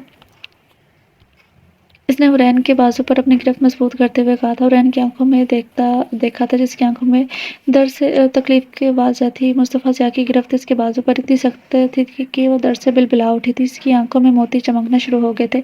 एक लम्हे को मुस्तफ़ा ज़िया को एहसास हुआ था कि इसने एक नाजुक सी मोम की गुड़िया को जैसे अपने हाथों में दबोच लिया हो। वो एक झटके से पीछे करते हुए बाहर की तरफ बढ़ गया था और हुरैन वही है घुटनों के बल बैठी रोना शुरू हो गई थी। वो आखिर एक मुसीबत से निकली थी तो दूसरी मुसीबत में फंस गई थी। वो यहाँ आना नहीं चाहती थी। अब वो यहाँ पर क्या करेगी। यहाँ पर कोई खिड़की भी नहीं थी, यहाँ पर कोई रास्ता भी ना था और बाहर लोगों की आवाज़ें भी आ रही थी। बिला आखिर इसने किस्मत के आगे घुटने टेक दिए थे और वो जाकर बेड पर बैठ गई थी और जो होगा देखा जाएगा सोचते ही इसने इस जालिम शख्स के निकाह में जाने का फैसला कर लिया था। और आखिर वो भी तो इसे कॉन्ट्रैक्ट मैरिज में ही ले रहा था, तो इसके लिए भी इसे ज़्यादा महफूज ठिकाना कोई और नहीं था। और जैसे ही इस कॉन्ट्रैक्ट मैरिज में इसे आज़ाद करेगा वो कहीं अपना महफूज ठिकाना बना लेगी। गहरा सांस लिया था और हाथ उठाकर अपने अल्लाह से बेहतरी की दुआ मांगी थी। थोड़ी देर में ही मुस्तफ़ा ज़िया ने अपनी ज़िंदगी में एक ऐसी लड़की को शामिल कर लिया था, कबूल कर लिया था जिसको वो जानता ना था, पहचानता ना था। इसके वहम गुमान में भी ना था कि इसकी शादी कैसी लड़की से होगी जिसे वो जानता नहीं था। बेशक वो एक कॉन्ट्रैक्ट मैरिज थी, लेकिन इसने 3 बोल बोल के इस लड़की को अपना नाम दिया था और अपनी इज़्ज़त दी थी। और वही हुरैन ने कबूल के अपना आप इस शख्स को सौंप दिया था जो इसकी इज़्ज़त को महफूज रख रहा था, लेकिन इसके किरदार को मशकूक समझता था। ये सब सोचते इसकी आंखों से आंसू नहीं रुक रहे थे, लेकिन अब इसके पास इसका शोहर था, इसका साहिबान था, जो भी था, लेकिन उसका शोहर था। ये सोचती हुई इसने कबूल किया था और निकाहनामे पर दस्तखत कर दिए थे। कुछ ही देर में वो हुरैन अहमद से हुरैन मुस्तफ़ा ज़िया बन गई थी। दादी के आने से पहले ही अज़ीम ने एक नेक काम सर अंजाम दे दिया था। मुस्तफ़ा ज़िया की शादी करवा दी थी और जो दादी इतने सालों में नहीं करवा सकी थी। ये किस्मत की मेहरबानी थी, तकदीर का खेल था या कुछ और। मुस्तफ़ा ज़िया की किस्मत में हुरैन अहमद को लिख दिया गया था और वो हुरैन मुस्तफ़ा ज़िया की इज़्ज़त बनकर इसके घर में बैठी हुई थी। अज़ीम मुस्कुराती हुई नज़रों से मुस्तफ़ा को देख रहा था। वो इसकी बेचारगी बस सोच रहा था। वो मुस्तफ़ा ज़िया जो लड़कियों से कोसों दूर भागता था, शादी के नाम से चिढ़ता था, आज वो एक ही घंटे के अंदर अंदर एक शादीशुदा मर्द बन गया था और इसकी बीवी अंदर थी और अब वो सर पकड़े बैठा हुआ था। क्या वो दादी के सामने क्या कहेगा, क्या सवालात होंगे। लेकिन अज़ीम को इस बात की खुशी थी कि अपने दोस्त की ज़िंदगी में इस लड़की को लेकर आया है, क्योंकि वो लड़की इसकी आंखों में छुपे गमों, इसकी आंखों में दर्द छुपा देख चुका था और वो ये लड़की यकीनन मुस्तफ़ा ज़िया की ज़िंदगी खुशियों से भर देगी। जिस लड़की को खुद कभी खुशी नसीब ना हुई हो और इसे मोहब्बत करने वाला शोहर मिल जाए तो अपने शोहर को हमेशा खुश रखती है। यही बात इसने हुरैन की आंखों में देखी थी और इसने वही फैसला किया था कि उस लड़की को अपने दोस्त के ज़िंदगी में शामिल करेगा। अभी अज़ीम मुस्तफ़ा की तरफ ही देख रहा था और वो गहरी सोच में था जब घर की बेल हुई, यानी कि दादी आ चुकी थी। अब मुस्तफ़ा ज़िया का एक नया इम्तिहान शुरू होने वाला था, जिसमें वो कामयाब होता है या नहीं ये तो आने वाले वक्त में बताना था। अज़ीम फ़ौरन उठा, दरवाजे की तरफ बढ़ा था जहाँ पर दादी बहुत सारी मिठाइयों के टोकरे और बहुत सा ज़्यादा सामान लेकर दरवाजे पर खड़ी हुई थी। पीछे मुलाज़िमीन की लाइन लगी हुई थी। अज़ीम को एहसास हुआ कि दादी की खुशी में तो मुस्तफ़ा का ज़िया की परेशानी को भूल ही गया था और अब दादी का सारा इंतज़ाम देखकर अज़ीम को अपनी शाम नज़र आ रही थी जो मुस्तफ़ा ज़िया के हाथों होने वाली थी। मुस्तफ़ा, मेरे बच्चे, तुमने शादी के लिए अपनी दादी को बताया नहीं। कम से कम बता देते, तुम्हारी दादी तुम्हारी खुशी में शामिल तो होती। दादी खुशी खुशी अंदर दाखिल हो रही थी और मुस्तफ़ा ज़िया जो सर पकड़े बैठा हुआ था, उसने फ़ौरन गर्दन उठाकर अपनी दादी की तरफ देखा और पीछे मुलाज़िमों की फ़ौज और उनके हाथ में सामान देखकर इसका सर चकरा गया था। आखिर किस्मत इसे कौन से चक्कर में फंसा रही थी। फ़ौरन उठा, चेहरे पर हल्की सी मुस्कुराहट ली और दादी को हाथ से पकड़कर सोफ़े पर बिठाया। अब सारी सूरत हाल इसे संभालनी थी, चाहे जिस हालात में भी इसकी शादी हुई है, लेकिन अब हो तो गई है और इसे दादी को खुश रखना था ताकि वो जल्द से जल्द मुतमिन हो जाए, फिर वो जल्दी से इस लड़की से छुटकारा हासिल कर ले। آئیے بیٹھیے میرے پاس، آپ کو سب بتاتا ہوں کیسے ہوئی میری شادی۔ مصطفیٰ زیاں نے دادی کا ہاتھ پکڑ کر جھٹکے سے ہاتھ چروایا تھا۔ انہوں نے، ارے پیچھے ہٹ، مجھے تم سے کیا لینا دینا؟ میری بہو کدھر ہے؟ مجھے اس کے پاس لے کر جاؤ۔ میں تمہارے پاس کیوں بیٹھوں گی؟ میں سارا سامان لے کر آئی ہوں، مجھے پتا تھا تم اس کے لیے کچھ نہیں لیا ہوگا جس حالت میں نے اسے فون پہ دیکھا تھا۔ پیچھے ہٹو، کہاں ہے وہ عظیم؟ بتاؤ میری بہو کہاں پہ ہے؟ دادی نے مصطفیٰ کو اگنور کیا تھا۔ مصطفیٰ زیاں کی آنکھیں پھٹی کی پھٹی رہ گئی تھی۔ کس کی؟ یہ وہی دادی تھی جو صبح صدقے واری جاتی تھی، ان کی شادی کے پیچھے پڑی تھی اور اپنی بہو کے آتے ہی وہ اسے بھول گئی تھی۔ دادی نے جیسے گیسٹ روم میں قدم رکھا تھا، دادی کے چہرے پر مسکراہٹ پھیل گئی تھی۔ فون پر تو دادی نے دیکھ چکی تھی کہ وہ نازک گڑیا ہے، لیکن قریب سے دیکھ کر اس کا دل خوش ہو گیا تھا۔ ان کے پوتے کی پسند بہت اچھی تھی، وہ اپنے پوتے کی پسند کو دادی بغیر نہیں رہ سکی تھی۔ آگے بڑھ کر وہ فوراً ہی حورین کے پاس آئی تھی۔ حورین نے جو اپنے گھٹنوں میں تھوڑی سڑ نکال کر بیٹھی کسی گہری سوچ میں تھی، اچانک ہی کسی کے شفقت بھرے ہاتھ پر اپنے سر پر محسوس کر کے وہ چونکی تھی۔ سامنے عمر رسیدہ عورت کو دیکھ کر پریشان ہو گئی تھی۔ دادی نے فوراً اس کے ماتھے پر بوسہ دیا، میری پیاری بہو، میرے مصطفیٰ زیاں کی بیوی، تمہیں نہیں پتا میرا پوتا کتنا خوش قسمت ہے کہ تم جیسی اسے بیوی ملی ہے۔ میں تو تمہارے صدقے اتاروں گی۔ دادی نے فوراً پرس سے پیسے نکال کر حورین پر وار کر پاس کھڑے ملازمن کو دیے تھے۔ بیٹا تم نے یہ والا لباس کیوں پہنا ہے؟ تمہاری آنکھوں میں کانجل کیوں پھیلا ہوا ہے؟ کیوں مصطفیٰ نے تمہیں کچھ کہا ہے؟ مجھے بتاؤ، میں اس کی کلاس لیتی ہوں۔ دادی نے مسلسل بولنے پر حورین تو پہلے ہی پریشان تھی، لیکن اس کے منہ سے اپنے پوتے کا لفظ سن کر وہ سمجھ گئی تھی کہ یہ مصطفیٰ کی دادی ہے، ایسی کوئی بات نہیں ہے۔ اتنا کہنے کی دیر تھی کہ دادی نے فوراً ہی حورین کو اپنے گلے لگا لیا۔ ایک محبت اور شفقت بھرا لمس پا کر حورین کے دل کو سکون مل رہا تھا۔ آخرکار اس گھر میں دو مرد کے علاوہ کوئی عورت بھی تھی۔ دادی کے پیچھے ہوتے ہی مصطفیٰ اپنی دادی کو حورین پر محبت ارادے دے کر شش کر اٹھا تھا۔ کیسے ایک لڑکی کے آنے پر دادی سے نظریں پھیر گئی تھی۔ عظیم دروازے میں کھڑا مسکرا رہا تھا، دادی کتنی خوش ہیں، اور ساتھ اپنے دوست کے اچھے نصیب کی دعا بھی کر رہا تھا۔ دادی جتنی دیر وہاں مصطفیٰ زیاں کے گھر رہی تھی، اتنی دیر میں وہ حورین کو ہر طرح سے تحفظ کا احساس دلا رہی تھی، اور وہی بات ہوئی جو عظیم اور مصطفیٰ کے ذہن میں تھی۔ دادی نے فوراً نکاح نامہ لیا اور دیکھا کہ آخر اس کے پوتے نے یہ کارنامہ کب سر انجام دیا تھا۔ نکاح نامے پر آج کی ڈیٹ دیکھ کر دادی کو حیرت ہوئی تھی کہ اس نے آج کی تاریخ میں نکاح کیا اور اپنی دادی کو بتایا بھی نہیں۔ دادی مصطفیٰ زیاں سے خفا تھی، لیکن خوش بھی تھی کہ آخرکار اس نے کسی کو اپنی زندگی میں شامل تو کیا۔ دادی نے حورین کے بہت سارے کپڑے، اس کی ضرورت کا سامان وہ ساتھ لے کر آئی تھی، اسے دیا، اور وہ جانتی تھی اپنے پوتے کی سخت طبیعت کا، اور وہ سارا سامان دے کر حورین کو آرام کرنے کا کہہ کر خود مصطفیٰ زیاں کے پاس چلی گئی تھی۔ مصطفیٰ زیاں ابھی تک صف پہ بیٹھا ہوا تھا۔ عظیم کچن میں دادی کے لیے اور حورین کے لیے کچھ بنا رہا تھا۔ تم ایسے منہ لٹکا کے کیوں بیٹھے ہوتے؟ پیاری بیوی مل گئی ہے، تمہیں تو اللہ کا شکر ادا کرنا چاہیے۔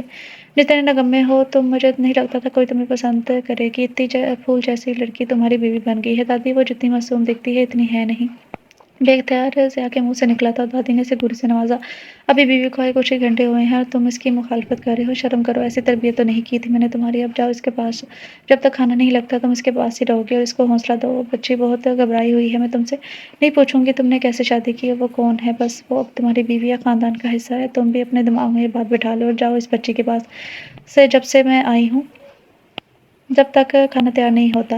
دادی نے مصطفیٰ کو بازو سے پکڑ کے کھڑا کیا تھا۔ اب ناچار مصطفیٰ کو گیسٹ روم کی طرف جانا پڑا تھا۔ وہ دادی کے سامنے یہ تو نہیں ظاہر کرنا چاہتا تھا کہ حورین کے ساتھ کانٹریکٹ میرج کی ہے۔ دروازہ نوک کرتے ہوئے مصطفیٰ زیاں جیسے ہی اندر داخل ہوا، حورین جو دادی کے دیے ہوئے کپڑے لے کر آئی تھی ان میں سے بلیک سوٹ نکال کر پہن چکی تھی۔ بال اس کے کمر پر بکھرے ہوئے تھے۔ وہ شیشے کے آگے کھڑی ہو کر اپنے آنکھوں میں پہلا کاجل صاف کر رہی تھی کہ جب مصطفیٰ زیاں اندر داخل ہوا تھا، شیشے کے سامنے کھڑی حورین کو دیکھ کر وہ ایک دم سے چونک گیا تھا۔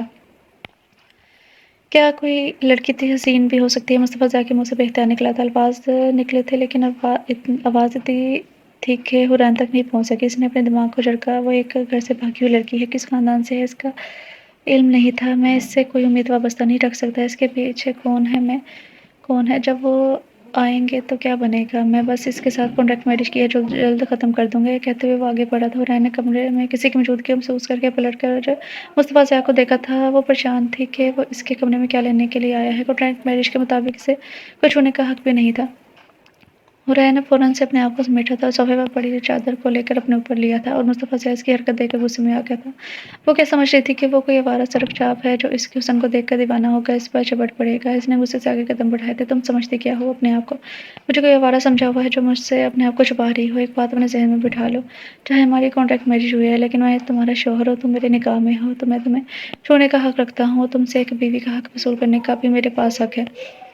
میری شرافت ہے کہ میں تمہیں ہاتھ تک نہیں لگا رہا۔ اتنا کہہ کر مصطفیٰ زیاں نے حورین کی آنکھوں میں دیکھا تھا، اور حورین حیرت سے مصطفیٰ زیاں کو دیکھ رہی تھی، پھر اس کے دونوں ہاتھوں کو دیکھا تھا جو اس کے دونوں بازو دبوچے ہوئے تھا۔ مجھے لگتا ہے کہ آپ نے اب بھی مجھے ہاتھ لگایا ہے اور اب دوسری بار مجھے چھو رہے ہیں اور آپ یہ دعویٰ کر رہے ہیں کہ ہماری کانٹریکٹ میرج ہے۔ مصطفیٰ ضیاء، آپ بھی اپنے جذبات کو کنٹرول کریں۔ مجھے بھی کوئی شوق نہیں ہے آپ کے ساتھ یہاں پر رہنے کا۔ میں جن بھی حالات سے نکلی ہوں وہ جلد یہاں سے چلی جاؤں گی، بلکہ آج ہی چلی جاتی، لیکن آپ کی دادی امی کی وجہ سے میں یہاں رک گئی ہوں۔ وہ بہت اچھی عورت ہے، میں ان کا دل نہیں دکھانا چاہتی، اور اگر آج وہ چلی جاتی ہیں تو میں کل صبح یہاں سے چلی جاؤں گی، اور اگر وہ کچھ دن یہاں پر رہتی ہیں تو مجبوراً آپ کی شکل دیکھنی پڑے گی اور آپ کے ساتھ رہنا پڑے گا۔ مصطفیٰ ضیاء اس کے الفاظ سن کر حیران رہ گیا تھا۔ اس کے منہ میں جو ہے وہ بولتی جا رہی تھی۔ حرین کی بات سن کر مصطفیٰ ضیاء نے فوراً اپنے دونوں ہاتھوں کو دیکھا تھا جو حرین کے بازو پر تھے۔ اس نے فوراً سے اپنے ہاتھ پیچھے کیے تھے۔ وہ کیوں اتنا اس کے قریب آ گیا تھا؟ اس نے فوراً ہی خود کو دور کیا تھا۔ کسی غلط فہمی میں نہ رہنا، میں تمہارے قریب آیا تھا۔ تم جیسی لڑکیوں کو میں اپنی عزت بنانا نہیں چاہتا۔ یہ مجبوری تھی اور میں مجبوری کا فائدہ نہ تو میں اٹھاؤں گا نہ ہی تم اٹھانا۔ اور ہاں، یہ سن کے مجھے خوشی ہوئی کہ تم خود یہاں سے چلی جاؤ گی، لیکن یاد رکھنا کہ تمہارے منہ سے ذرا سا بھی کچھ نکلا میری دادی کے سامنے ہماری کانٹریکٹ میرج کے بارے میں تو تمہیں میں یہاں پر زندہ کاٹ دوں گا۔ مصطفیٰ ضیاء غصے سے اس کی طرف دیکھتے ہوئے کہنے لگا تھا۔ اس نے حرین کی کوئی بات سنے بغیر کمرے سے باہر قدم بڑھا دیے تھے۔ وہیں حرین گہرا سانس لے کر بیٹھ گئی تھی۔ یہ کیسی آزمائش تھی؟ جو اس کا ہمسفر بنا تھا وہی اسے ذلیل و خوار کر رہا تھا۔ کھانے کی ٹیبل پر سارے موجود تھے۔ حرین نے سر پر دوپٹہ لیا تھا بلیک کلر کا۔ اس نے اپنا حلیہ کافی بہتر کر لیا تھا۔ وہ ایک نازک سی گڑیا لگ رہی تھی۔ مصطفیٰ ضیاء کے ساتھ والی کرسی پر بیٹھا ہوا تھا وہ مصطفیٰ کی چھوٹی جسامت کے آگے وہ چھوٹی سی اور معصوم سی موم کی گڑیا لگ رہی تھی، اور دادی تو وارثات کے جا رہی تھی۔ انہیں اپنے پوتے کی اتنی پیاری بہو ملی تھی۔ دادی نے آخری نوالہ منہ میں ڈالا تھا۔ ویسے میں بہت خوش ہوں مصطفیٰ تم نے اگر میری بہو خود ہی ڈھونڈ لی ہے، لیکن بہت ہی پیاری ڈھونڈی ہے۔ مجھے تو سوچ کے خوشی ہو رہی ہے کہ میرے پر پوتے تمہارے بچے کتنے پیارے ہوں گے۔ تم بھی پیارے ہو، تمہاری بیوی بہت پیاری ہے۔ دادی کے کہنے کی دیر تھی کہ مصطفیٰ اور حرین کو ایک ساتھ اچھو لگا تھا۔ اس کے گلے میں پانی اڑکا اور عظیم کا قہقہ گونجا تھا۔ دادی نے تینوں کی طرف حیرانگی سے دیکھا تھا۔ کیا بات ہے؟ میری بات اتنی بری لگی ہے کہ تم دونوں کو کھانسی آ گئی؟ تم ہنس پڑے ہو؟ دادی نے تینوں کو دیکھتے ہوئے کہا تھا۔ نہیں نہیں دادی، ایسی کوئی بات نہیں ہے، ابھی تو شادی کو چند گھنٹے ہوئے ہیں اور آپ نے ان کے بچے بھی پیدا کر لیے۔ عظیم نے مذاق میں بات اٹھائی تھی اور مصطفیٰ ضیاء نے سکون کا سانس لیا تھا۔ آخر عظیم نے بات کو کور کیا تھا۔ کھانا بڑے خوشگوار ماحول میں کھایا گیا تھا اور دادی نے ساتھ میں ہی کہنا شروع کر دیا کہ وہ گھر جائیں گی۔ آج کی رات تم دونوں کی ہے، تم آرام سے رہو اور تمہارے ماں باپ کو میں منا لوں گی۔ اگر دادی نے مصطفیٰ ضیاء کو ہر طرح سے تسلی دی تھی۔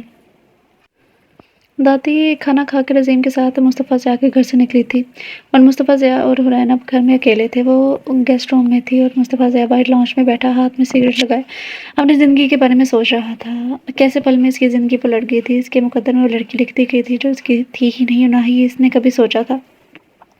وہ ہوا میں دھواں اڑا رہا تھا سگریٹ کا۔ رات کے 12 بج چکے تھے۔ حرین جو اتنے دنوں سے اذیت میں تھی آج بیڈ پر لیٹ تھی۔ وہ سکون کی نیند سو رہی تھی اور ہمیشہ کی طرح اس کے خواب میں اس کے ماں باپ جو اس سے خون میں لت پت نظر آ رہے تھے اور وہ انہیں دیکھ کر چیخ رہی تھی، چلا رہی تھی، امی ابو مت جائیں، مجھے چھوڑ کر مت جائیں۔ اور آج بھی اس کے ساتھ یہی ہوا تھا۔ اچانک ہی مصطفیٰ ضیاء کے کانوں میں حرین کے چیخنے کی آواز پڑی۔ وہ سگریٹ سلگائے آنکھیں بند کیے صبح کی پوچھ سے ٹیک لگائے لیٹا ہوا تھا۔ حرین کی چیخوں کی آواز اس کے کان میں پڑی، فوراً ہی چونکا تھا۔ اس کے ہاتھ سے سگریٹ گرا تھا اور بغیر سوچے سمجھے حرین کے کمرے کی طرف بڑھا تھا۔ اندر جاتے ہی اس نے جیسے ہی لائٹ آن کی تھی حرین پسینے سے بھیگ چکی تھی۔ اس کی آنکھیں بند تھیں اور وہ بولتی جا رہی تھی، مجھے چھوڑ کے مت جائیں، مجھے ساتھ لے کے جائیں، تائیں امی مجھے مار دے گی۔ مسلسل یہی چیختی جا رہی تھی اپنے ہوش و حواس میں۔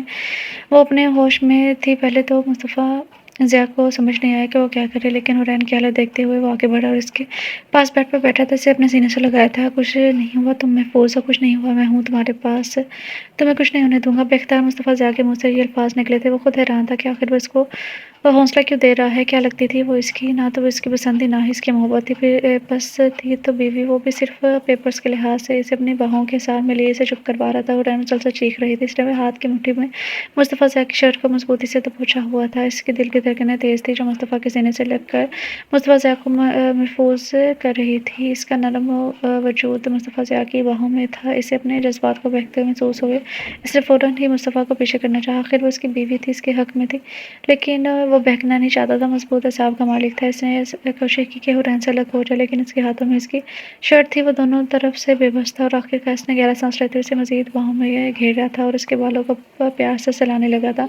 مصطفیٰ ضیاء کے پیار سے حرین کو تھپکی دینے پر حرین کو احساس ہوا جیسے وہ کسی کے اپنے کی آغوش میں آ گئی ہے۔ وہ آہستہ آہستہ نارمل ہوتی جا رہی تھی، اپنی نیند کی وادی میں چلی گئی، لیکن اس کے ہاتھ کی مٹھی میں ابھی بھی مصطفیٰ ضیاء کی شرٹ تھی۔ مصطفیٰ نے پیچھے بیٹھ کر آرام سے ٹیک لگائی اور اس کا سر اپنے سینے پر رکھا اور خود بھی آنکھیں موند کر لیٹ گیا تھا۔ دونوں کو نہیں پتہ چلا کہ کب وہ نیند کی وادی میں کھو گئے تھے۔ یہ تو مقدر کا کھیل تھا جس نے دونوں کو ایک جوڑے میں ایک ساتھ جوڑ دیا تھا۔ ایک زمانے کا ستایا ہوا تھا تو ایک اپنوں کی ستائی ہوئی تھی، اور اب بالآخر دونوں ہی ایک دوسرے تک پہنچ گئے تھے۔ صبح جب حرین کی آنکھ کھلی تو خود کو مصطفیٰ کی باہوں میں پگڑی کے حصار میں پایا تھا۔ اس کی دھڑکنیں ایک دم سے تیز ہوئی تھیں۔ وہ سوچ بھی نہیں سکتی تھی کہ رات کو اس کے قریب آیا ہوگا۔ اس نے فوراً اپنے وجود کو دیکھا جہاں پر رات کے ہی کپڑے تھے۔ اسے تھوڑی تسلی ہوئی تھی۔ مصطفیٰ صاحب کی گرفت سے اس نے نکلنا چاہا لیکن وہ نہ چاہتے ہوئے بھی اس کی گرفت سے نکل نہیں پایا۔ اس نے سر اٹھا کر سوئے ہوئے مصطفیٰ کی طرف دیکھا جس کے براؤن بال اس کے ماتھے پر آئے ہوئے تھے۔ اس کی گہری براؤن آنکھوں پر گھنی پلکوں کی چادر پھیلی ہوئی تھی اور اس کے چہرے پر آئی ہلکی ہلکی داڑھی سے بہت خوبصورت بنا رہی تھی۔ بے اختیار حرین کا ہاتھ مصطفیٰ صاحب کی داڑھی پر گیا تھا۔ اس نے بڑے پیار سے ہی اس کی داڑھی پر اپنی نرم انگلیوں کو پھیرا تھا۔ اس کا شوہر تھا، اس کا حقدار تھا، وہ کیوں نہ اس سے پیار کرتی، لیکن قسمت میں آگے کیا لکھا تھا یہ وہ نہیں جانتی تھی۔ یہ سوچتے اس نے فوراً ہی اپنا ہاتھ مصطفیٰ صاحب کی داڑھی سے پیچھے کیا تھا۔ نکاح کے بولتے ہوئے اس نے اپنا آپ مصطفیٰ کے حوالے کر دیا تھا، لیکن مصطفیٰ کا رویہ دیکھتے ہوئے اس نے خود کو مضبوط کر لیا۔ وہ 18 سال کی لڑکی تھی لیکن صبر میں وہ مصطفیٰ صاحب سے کہیں زیادہ مضبوط تھی۔ وہ چاہتی تھی کہ مصطفیٰ صاحب اس کا محافظ بنا ہے، وہ ساری عمر اسی کے ساتھ گزارے، لیکن مصطفیٰ صاحب کے رویے نے اسے ہرٹ کیا تھا اور وہ اب اس کی گرفت سے نکلنا چاہتی تھی۔ مصطفیٰ جو کب کا اٹھ چکا تھا لیکن وہ بھی حرین کو اپنے ساتھ سے نہیں نکالنا چاہتا تھا۔ وہ آنکھیں موندے حرین کا لمس محسوس کر رہا تھا۔ اس کے دل میں کیا ہلچل مچی ہوئی تھی جو وہ ایک رات میں ہی اس لڑکی سے الگ ہونے کا سوچ بھی نہیں سکتا تھا کہ اس لڑکی نے اس پر جادو کر دیا تھا جو ایک ہی رات میں وہ اس کا اسیر ہو گیا تھا، لیکن اس کی عزت، اپنی انا اور اپنے غرور اس کے آگے آ رہے تھے۔ اس نے بھی اس کے ساتھ بہت تلخ الفاظ استعمال کیے تھے کہ وہ اسے اپنی عزت نہیں بنانا چاہتا تھا، وہ اسے ایک گھر سے بھاگی ہوئی لڑکی سمجھتا تھا۔ وہ اپنے الفاظ پر شرمندہ تھا۔ ایک ہی رات میں اس کی دنیا بدل گئی تھی۔ وہ جو عورتوں سے بھاگتا تھا اپنے شریک کے ہاتھ کے آگے بے بس ہو گیا تھا۔ جس رات اس کے منہ سے الفاظ سنے تھے کہ تائی مجھے مت مارے، بابا اماں مجھے اپنے ساتھ لے جائیں، وہ سمجھ گیا تھا کہ لڑکی زمانے کے ستم سے ستائی ہوئی ہے۔ وہ اسے مزید دکھی نہیں کرنا چاہتا تھا۔ اس نے فیصلہ کر لیا تھا کہ وہ ہمیشہ اسے خوش رکھے گا، اس کی رضامندی کے مطابق اس کے قریب آئے گا۔ وہ آنکھیں موندے حرین کے ایک ایک حرکت کو محسوس کر رہا تھا۔ اس کے چہرے پر ہلکی سی مسکراہٹ آئی تھی جس سے اس کے دائیں گال پر بڑھتا ہوا ڈمپل مزید گہرا ہوا تھا۔ حرین یہ دلکش منظر نہیں دیکھ سکی تھی۔ اس نے فوراً ہی اس کے سینے پر سے دوبارہ سر رکھ کر آنکھیں بند کر لی تھی۔ وہ بھی نہیں چاہتی تھی کہ مصطفیٰ ضیاء یہ دیکھے کہ وہ اب اس کے چھونے کی حسرت رکھتی ہے، اس کا لمس محسوس کرنے کی حسرت رکھتی ہے۔ وہ اس کے آغوش میں رہنا چاہتی ہے۔ وہ دنیا کے ظلم و ستم سے تنگ آ گئی ہے۔ وہ ایک محبت کی طلبگار لڑکی ہے اور محبت چاہتی ہے۔ یہ سب سوچتے ہی حرین کی آنکھوں میں نمی آئی تھی۔ اس کی آنکھوں سے نکلتا ہوا آنسو مصطفیٰ کی شرٹ میں جذب ہوا تھا جو اس کے سینے کو گیلا کر گیا تھا۔ وہ مصطفیٰ صاحب نے اپنی آنکھیں مینچ لی تھی۔ وہ اسے چپ نہیں کروا سکتا تھا۔ وہ اسے وہ چاہتا تھا کہ وہ روئے اور اس کے سارے غم آنسو سے بہہ جائیں۔ وہ اس کی باہوں میں تھی، اس کے پاس تھی۔ یہی احساس مصطفیٰ ضیاء کو سرشار کر رہا تھا۔ کچھ وقت گزرنے کے بعد مصطفیٰ ضیاء نے آہستہ آہستہ اپنی بازو کی گرفت نرم کی تھی تاکہ حرین نے سمجھے کہ وہ نیند میں ہے۔ حرین نے جیسے ہی مصطفیٰ ضیاء کی گرفت کو ہلکا محسوس کیا، وہ اس کی گرفت سے نکلتی ہوئی واش روم کی طرف چلی گئی تھی۔ پھر سے مصطفیٰ ضیاء نے گہرا سانس لے کر بیڈ سے اٹھا، دونوں ہاتھوں میں اپنا سر گرا لیا تھا۔ آخر تم ایک عورت کی محبت میں گرفتار ہو ہی گئے ہو، وہ محبت جو تمہیں شادی کے بعد ہوئی، جو تمہیں نکاح کے بعد ہوئی۔ تم لاکھ انکار کرو لیکن وہ تمہارے دل میں اپنا مقام بنا چکی ہے۔ اس کی معصومیت، اس کا دکھ، اس کا درد تمہیں اپنے دل میں محسوس ہوتا ہے تو مانو نہ مانو وہ تمہاری زندگی کا حصہ بن گئی ہے اور اب اپنی زندگی سے کبھی الگ نہ کرنا۔ مصطفیٰ ضیاء کے دل نے آواز نکالی تھی اور دماغ نے بھی اسی آواز پر حامی بھری تھی، اور مصطفیٰ ضیاء نے گردن موڑ کر واش روم کی طرف دیکھا اور پھر گہرا سانس لیتے ہوئے کمرے سے باہر نکل گیا۔ ہاں عسکر، بتاؤ، میں تمہیں جو کام کہا تھا وہ تم نے مکمل کیا؟ مصطفیٰ ضیاء آفس میں بیٹھا ہوا تھا۔ اس نے آفس سے نکلتے ہی عسکر کو کال کی تھی اور حرین کے بارے میں ساری انفارمیشن اکٹھی کرنے کے لیے کہا تھا۔ اس کے آفس پہنچتے پہنچتے اسے ساری انفارمیشن پہنچا دی گئی تھی۔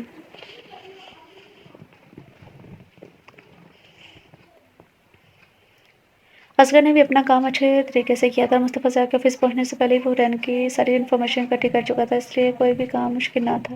مصطفیٰ ضیاء بھی اپنے آفس کی کرسی پر بیٹھا تھا اور سامنے وہ کھڑا ہوا تھا جب اس نے ایک فائل اس کی طرف بڑھائی تھی اور مصطفیٰ ضیاء نے وہ فائل کھولی جس میں حرین کی ساری انفارمیشن تھی، اور ساتھ ساتھ عسکر بتاتا بھی جا رہا تھا۔ سر، یہ جو لڑکی حرین ہے یہ لاہور کے بہت ہی نجی علاقے میں رہتی ہے۔ اس کے ماں باپ کا ایک کار ایکسیڈنٹ میں وفات پا گئے ہیں اور یہ اپنی تائی کے پاس رہتی ہے۔ اس کے ماں باپ کی ایک بہت زیادہ دکانیں ہیں کپڑوں کی، اور وہ ساری دکانیں اس لڑکی کے نام پر ہیں، اور اس کے تایا نے اسی لالچ میں اس کو اپنے پاس رکھا ہوا تھا۔ اس کی تائی اس پر ہر طرح کے ظلم کرتی تھی اور اس کی شادی ایک 45 سال کے بوڑھے آدمی کے ساتھ کروانے والی تھی، اور میں نے معلوم کیا کہ مجھے پتہ چلا کہ یہ شادی کی رات یہ لڑکی بھاگ گئی، لیکن تب اس کا کزن بھی زخمی ہوا تھا۔ مجھے معاملہ کچھ اور لگتا ہے کہ شاید وہ عسکر کہتے کہتے رک گیا تھا کہ بولا عسکر۔ مصطفیٰ ضیاء فائل پر نظر جمائے بول رہا تھا۔ سر وہ مجھے لگتا ہے کہ اس کے کزن نے کوئی ایسی ویسی حرکت کی ہوگی جو یہ لڑکی وہاں سے بھاگی، کیونکہ محلے کی ہر ایک عورت اس کی پاک کردار اور اس کے پاک کردار کی گواہی دے رہی ہے۔ یہ لڑکی جب وہاں سے بھاگی تو سبھی محلے والوں نے شکر ادا کیا تھا کہ کوئی بھی نہیں یہ کہہ رہا تھا کہ اس نے ایسا کیوں کیا، کیونکہ سبھی اس کے تائے کے ظلم سے واقف تھے اور اب اس لڑکی کا کچھ نہیں پتا۔ عسکر کہہ کے چپ کر گیا تھا اور مصطفیٰ ضیاء نے فائل کو زور سے غصے سے بند کیا تھا۔ عسکر وہ لڑکی نہیں، وہ مسز مصطفیٰ ضیاء ہے، آئندہ خیال رکھنا۔ اگر میں تمہیں کسی لڑکی کے بارے میں معلوم کرنے کے لیے کہا ہے اور تم جانتے ہو کہ میں کسی لڑکیوں کے بارے میں نہیں جانتا تو وہ میرے لیے کیا معنی رکھتی ہیں، اور تم اسے بار بار لڑکی کہہ رہے ہو۔ مصطفیٰ ضیاء حرین کو اس طرح لڑکی کہنا ناگوار گزرا تھا، یہ جانے بغیر کہ عسکر تو یہ جانتا نہیں تھا کہ وہ اس کے باس اس کا نکاح کر چکے ہیں۔ عسکر نے یکدم منہ نیچے کر لیا تھا۔ سوری سر، مجھے نہیں پتا تھا کہ وہ آپ کی بیوی ہے، یعنی کہ میری بھابھی اور مسز مصطفیٰ ضیاء ہیں۔ مجھے معاف کر دیں۔ عسکر نے معافی مانگنے میں یافیہ جانی تھی۔ ٹھیک ہے، تم یہاں سے جاؤ اور میری مسز کے اس کزن کے بارے میں معلوم کرو، اور معلوم کرو کہ وہ کیا کرتا ہے کیا نہیں، اور اگر اس نے واقعی اس کے ساتھ کوئی ایسی حرکت کی ہے تو تم جانتے ہو اس کے ساتھ کیا کرنا ہے، اور مجھے تم سے کوئی شکایت کا موقع نہیں ملنا چاہیے۔ مصطفیٰ ضیاء نے غصے سے کہا اور وہ عسکر سر ہلاتا ہوا وہاں سے چلا گیا۔ اسے پتا تھا کہ اس نے آگے کیا کرنا ہے۔ مصطفیٰ ضیاء نے اپنی پشت کو کرسی سے ٹیک لگائی تھی۔ تو حرین، تم ایک زمانے کی ستائی ہوئی لڑکی ہو اور میں نے تمہیں غلط سمجھا، تم مجھے معاف کر دینا۔ میری زندگی میں لڑکیوں کی کوئی اہمیت نہیں تھی۔ میرے ماں باپ کی شادی میرے لیے ایک اذیت تھی جو میں نہیں چاہتا تھا کہ میری زندگی میں بھی اذیت ہو اور میں شادی کروں، میری اولاد بھی میرے بارے میں ایسے ہی سوچے، میں اپنی اولاد کے لیے وہی کروں جو میرے ماں باپ نے کیا، لیکن تم نے میری زندگی میں آ کر میری زندگی بدل دی۔ میں تمہیں زندگی کی ہر خوشی دوں گا جو تمہیں نہیں ملی۔ مجھے نہیں اندازہ تھا کہ تم اتنی دکھ برداشت کر چکی ہو، اور تم میری بیوی ہو۔ میری عزت میں بہت جلد تمہیں منا لوں گا۔ مصطفیٰ ضیاء تمہیں بہت جلد منا لے گا اور تمہیں دنیا کی ہر خوشی دے گا، مصطفیٰ ضیاء نے عزم سے کہا تھا۔ مقدر نے اس کے لیے جو لکھا تھا اس پر مصطفیٰ ضیاء نے ہتھیار ڈال دیے تھے اور اپنی کانٹریکٹ میرج کو اپنی حقیقی میرج سمجھ کر چلنا چاہتا تھا، اور وہ آج حنین کو ہر طرح سے احساس دلانا چاہتا تھا کہ وہ اس کا محافظ ہے، اس کی حفاظت کرے گا، دل و جان سے اس کی آنکھوں میں آنسو کبھی نہیں آنے دے گا۔ وہ تو پہلی ہی ملاقات میں اس کی آنکھوں میں چھپے درد کو جان گیا تھا، لیکن اپنی عادت سے مجبور تھا، اپنی زندگی میں کسی لڑکی کو داخل نہیں کرنا چاہتا تھا۔ وہ حرین کو کیسے کرتا، لیکن اللہ نے اس کے لیے حرین اس کو بہترین قرار دیا تھا۔ مصطفیٰ ضیاء کے جانے کے بعد حرین نے وضو کیا تھا، ظہر کی نماز پڑھی تھی، دعا کے لیے ہاتھ اٹھائے تھے۔ اللہ، میں نے آج تک تجھ سے کچھ نہیں مانگا، بس اپنے ماں باپ کی مغفرت اور اپنے لیے آسان زندگی مانگی۔ میرے ساتھ جو بھی ظلم ہوا میں نہیں جانتی کہ کیوں، میرا اس میں کوئی قصور نہیں تھا، میں نے تو نہیں چاہا تھا کہ میرے ماں باپ اس دنیا سے چلے جائیں، میں نے تو نہیں چاہا تھا کہ کوئی میرے اوپر گندی نظر رکھے، میں نہیں چاہتی تھی کہ کوئی میرے کردار کی دشتیاں اڑائے، اور میں وہاں سے نکل آئی اور میں ایک ایسی جگہ پر آ گئی اور ایک ایسا شخص میرا صاحبان بن گیا، میرا محافظ بن گیا جو مجھے بد کردار اور گھر سے بھاگی ہوئی لڑکی سمجھتا ہے۔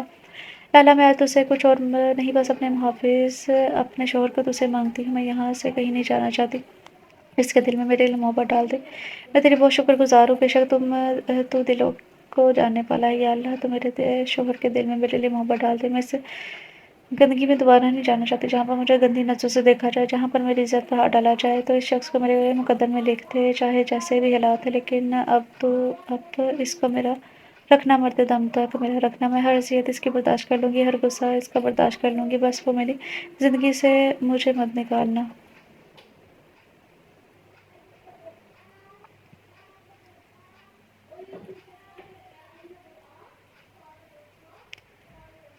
حرین کی آنکھوں سے مسلسل آنسو بہہ رہے تھے اور کہیں عرش پر اس کے آنسوں سے لکھا اس کا مقدر، اس کی خواہش پکی سیاہی میں بنتا جا رہا تھا، اور اس کے دل کی خواہش اس کے منہ سے نکلی ہوئی دعا کو اللہ تعالیٰ نے اسی وقت قبول کر لیا تھا۔ اس نے اپنے چہرے پر ہاتھ پھیرتے اپنے آنسو صاف کیے، اس کے دل کو ایک سکون ملا تھا اور وہ جائے نماز طے کر کے کچن کی طرف بڑھ گئی تھی۔ آخر اسے اپنے شوہر کے لیے رات کا کھانا بنانا تھا۔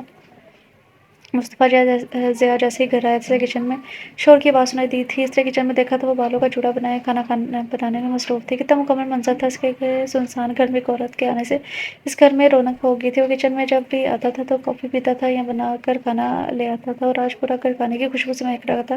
اس کے چہرے پر مسکراہٹ آ گئی تھی، اس نے سر اٹھا کر آسمان کی طرف دیکھا تھا اور اللہ تعالیٰ کا شکر ادا کیا، وہ کچھ برا کرنے سے پہلے ہی بچ گیا تھا۔ اگر وہ اس نازک لڑکی کے ساتھ کچھ برا کر دیتا تو شاید اللہ اسے کبھی معاف نہ کرتا۔ اپنا بیگ صوفے پر رکھتا اور کچن کی دیوار کے ساتھ اپنا کندھا ٹیک لگا کر پاؤں کی کینچی بنا کر سینے پر ہاتھ باندھ کر مسلسل اپنی آنکھوں کے سامنے اپنی چھوٹی سی بیوی کو دیکھ رہا تھا جو کھانا بنانے کی مسلسل کوشش کر رہی تھی۔ وہ حیران تھا کہ حرین اس عمر میں بھی اتنا کھانا پکا سکتی ہے۔ اس نے حرین کی پشت سے دیکھ کر گہرا سانس لیا تھا۔ میں یہ کھانا نہیں کھاؤں گا، مصطفیٰ ضیاء کی بات سنتے ہی حرین کے ہاتھ سے چمچ نیچے گرا تھا۔ اس نے فوراً پلٹ کر درختہ دل کے ساتھ ضیاء کی طرف دیکھا تھا جو اسی کی طرف دیکھ رہا تھا۔ میں نے سوچا کہ آپ کے لیے کھانا بنا دوں، آپ آفس سے آئیں گے تو हुरैन को समझ नहीं आ रहा था कि क्या कहे। इसके लड़खड़ाते आवाज़ सुनकर मुस्तफ़ा ज़िया फौरन आगे बढ़ा। उसने इसके हाथों को अपने हाथ में लिया था। तैयार हो जाओ, हम कहीं बाहर जाएंगे। इस खाने को पैक कर लो, ये कल खा लेंगे। मुस्तफ़ा ज़िया का बदलता रवैया देख हुरैन को हैरत हुई थी, लेकिन अपने अंदर खुदा पर यकीन था इसकी दुआ रद्द नहीं हुई होगी। इसने बगैर कोई बात किए फौरन से पहले ही मुस्तफ़ा की आंखों से बचते हुए कमरे की तरफ बढ़की थी। इसका दिल तेजी से धड़क रहा था। दुआ इतनी जल्दी कबूल होती है इसे आज अंदाज़ा हुआ था। अल्लाह ताला बहुत मेहरबान है। अगर वो एक दर बंद करता है तो हज़ार दर खोल देता है, और अगर इंसान को किसी आज़माइश में डालता है तो वो इसे अपनी रहमत से नवाज भी देता है। हुरैन के दिल में तितलियाँ उड़ रही थी। इसके चेहरे पर हया के रंग बिखरे हुए थे। उसने जल्दी से अलमारी से एक सूट निकाला तो तैयार होने के लिए चली गई थी। तैयार होकर जैसे बाहर आई, मुस्तफ़ा ज़िया वहीं ऑफिस के कपड़ों में बैठा हुआ था। वो इसके पास आकर खड़ी हो गई थी। इसे समझ नहीं आ रही थी वो इसे कैसे मुखातिब करे।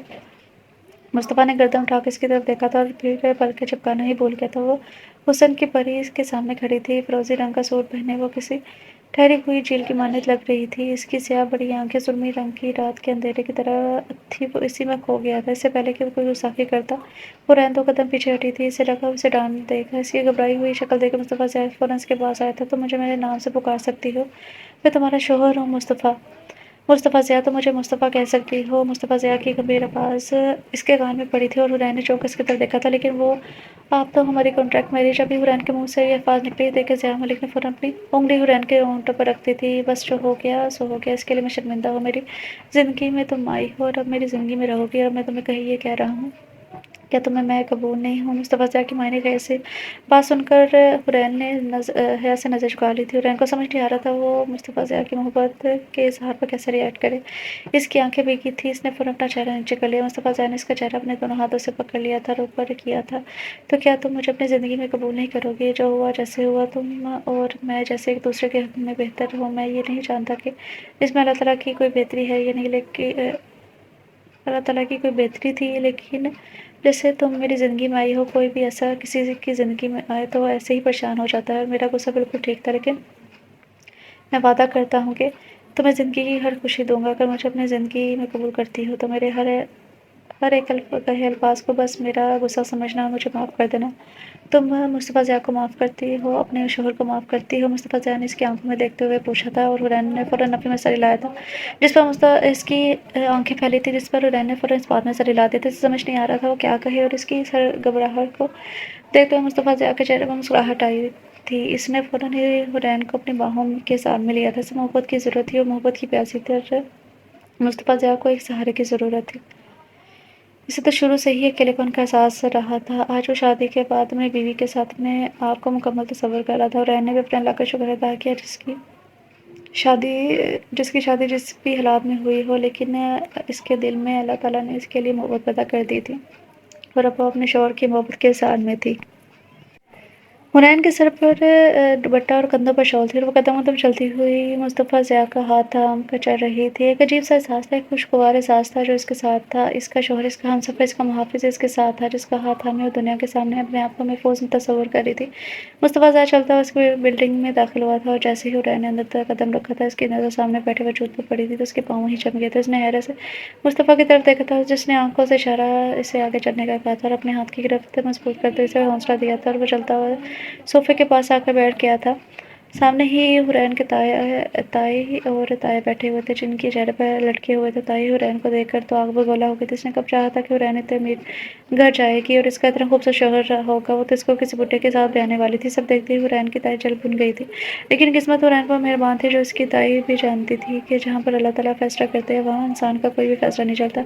ये सब क्या है मुस्तफ़ा? बड़ी मुश्किल से हुरैन ने मुस्तफ़ा का नाम लिया था। मुस्तफ़ा ज़िया ने हुरैन की तरफ देखा, मुस्कुरा कर देखा था। आज पहली बार हुरैन के मुँह से नाम सुना था। अगर वो घर में होता तो शायद इसके होंठों को चूम लेता, लेकिन वो इस वक्त एक पब्लिक पैलेस में थे। जो तुम्हारा हक है वही देने के लिए मैं यहाँ तुम्हें लेकर आया हूँ। बैठो यहाँ पर। मुस्तफ़ा ने उसे बैठने का कहा। हुरैन की बात सुनते ही वहीं बैठ गई थी। ताई का तो बस नहीं चल रहा था कि सामने बैठी हुरैन का गला दबा दे।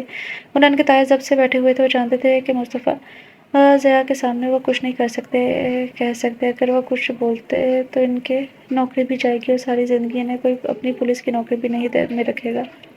سامنے ایک فائل پڑی ہوئی تھی جس میں تمام کاغذات تھے، جس میں حورین کے باپ نے اس کے نام پر ساری جائیداد کی تھی۔ حورین، یہ تمہارا حق ہے جو تمہارے ماں باپ نے تمہیں دیا تھا۔ تمہاری تائی و تایا اس کے اوپر سام کی طرح بیٹھے ہوئے تھے۔ میں کبھی بھی کسی کے ساتھ ظلم نہیں ہوتا دیکھ سکتا، اور بات جہاں پر میری بیوی کی ہے تو میں یہ برداشت نہیں کروں گا کہ میری بیوی کے ساتھ کوئی ناانصافی ہو۔ یہ تمہارا حق ہے۔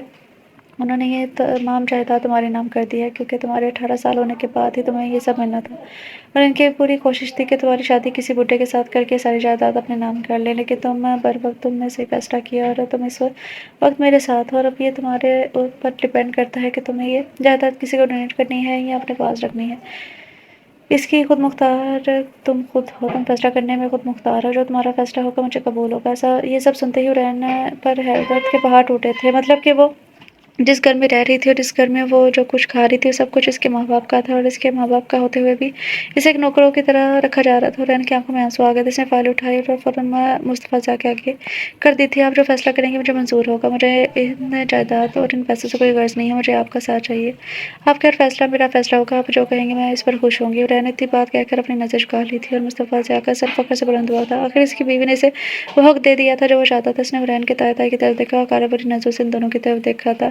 آئی ایم سوری، میں حورین کی طرح کھلے دل کا مالک نہیں ہوں۔ یہ تمام جائیداد حورین کی ہی رہے گی، اور اس سے جو آمدنی آئے گی وہ ایک NGO کو ڈونیٹ ہوتی رہے گی جس میں ضرورت مند لوگ اور وہ لوگ جو لڑکیاں جو گھر سے آپ جیسے لوگوں کی ستائی ہوئی ہوتی ہیں، ان کے لیے ایک ادارہ بنایا جائے گا جہاں پر وہ رہیں گی۔ اس لیے بہتر ہوگا کہ آپ حورین کا پیچھا چھوڑ دیں۔ اگر آپ ایسا نہیں کرتے تو آپ دونوں جانتے ہیں کہ آپ کا بیٹا آپ کے ہاتھ سے جائے گا ہی۔ اس مصطفیٰ زیاں کی بات سن کر فون سے پہلے حورین کے تائے نے مصطفیٰ زیاں کی ٹانگ پر ہاتھ رکھا تھا۔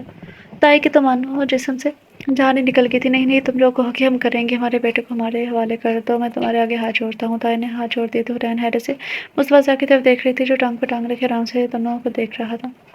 ٹھیک ہے، میں آپ کو آپ کا بیٹا آپ کے حوالے کر دوں گا، لیکن میری کچھ شرائط ہیں جو آپ کو قبول کرنی ہوگی۔ پہلی شرط ہے جیسے ہی آپ کا بیٹا آپ کے پاس آئے گا وہ سب سے پہلے حورین سے معافی مانگے گا جس نے اس کی عزت باہر ڈالا، اور دوسری شرط یہ کہ جیسے ہی آپ کا بیٹا آپ کے پاس آئے گا آپ یہ شہر چھوڑ کر چلے جائیں گے اور کبھی بھی اس لاہور شہر میں دوبارہ نہیں آئیں گے۔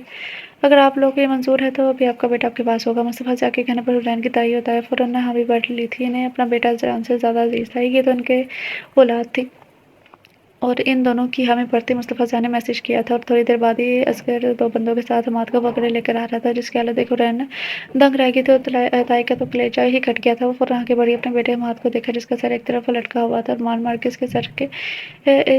کے چہرے پر نشان پڑے ہوتے۔ وہ اپنی ماں کو دیکھ کر ان کے گلے لگ کر پھوٹ پھوٹ کر رو دیا تھا۔ حورین یہ سب دیکھ کر دنگ رہ گئی تھی۔ آخر مصطفیٰ زیاں کو کیسے پتہ چلا کہ حماد نے اس کی عزت باہر ڈالا تھا؟ وہ جانتی نہیں تھی کہ مصطفیٰ زیاں کی بیوی بن چکی ہے، وہ اس کا شوہر ہے، کیا کچھ نہیں کر سکتا وہ۔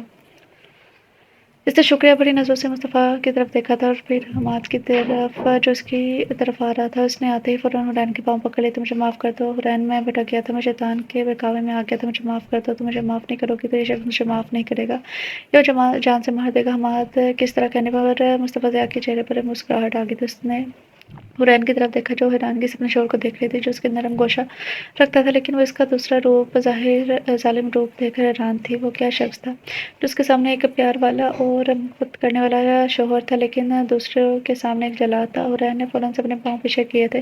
میں نے معاف کیا آپ کو، مجھے ہاتھ مت لگائیں، حورین نے کہتے ہوئے فوراً اپنے پاؤں پیچھے کیے تھے اور مصطفیٰ زیاں کی ساتھ لگی تھی۔ مصطفیٰ نے اپنے بازو کے ساتھ اس کے گرد لیا تھا۔ ٹھیک ہے، لے جائیں اپنے بیٹے کو، جو میں نے کہا ہے وہی ہونا چاہیے، نہیں تو میری نظریں آپ لوگوں کے اوپر ہی ہیں۔ مصطفیٰ زیاں نے حورین کی تائی کو کہا اور فوراً اپنے بیٹے کو لے کر وہاں سے چلے گئے تھے۔ حورین کو انصاف مل گیا تھا، اس نے فوراً سے پہلے اپنا ہاتھ مصطفیٰ کے ہاتھ میں رکھا تھا۔ میں نہیں جانتی تھی کہ آپ میری زندگی میں ایک فرشتہ بن کر آئیں گے، میں آپ کی بہت شکر گزار ہوں مصطفیٰ، آپ نے میرے ساتھ ہوئے ہر ظلم کا ازالہ کیا ہے، میں پوری زندگی آپ کی ہمیشہ شکر گزار رہوں گی، آپ کو مجھ سے کبھی شکایت کا موقع نہیں ہوگا۔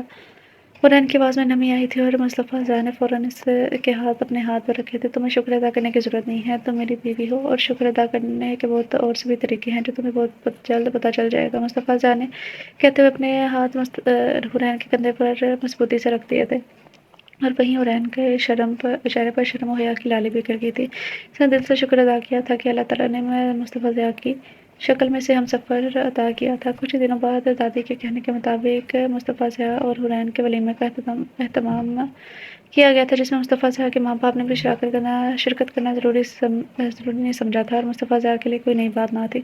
اسے پتا تھا کہ وہ اس کی خوشیوں میں کبھی شرکت نہیں کریں گے۔ وہ تو یہ بھی سوچتا تھا کہ کیا وہ ان کی سگیرات ہے، لیکن اب اس کے پاس اس کی دادی تھی، اس کی محبت تھی، اس کا جان لیوا عشق تھا، جو ایک ہی رات میں اس کی روح میں، اس کے وجود میں سرایت کر گیا تھا۔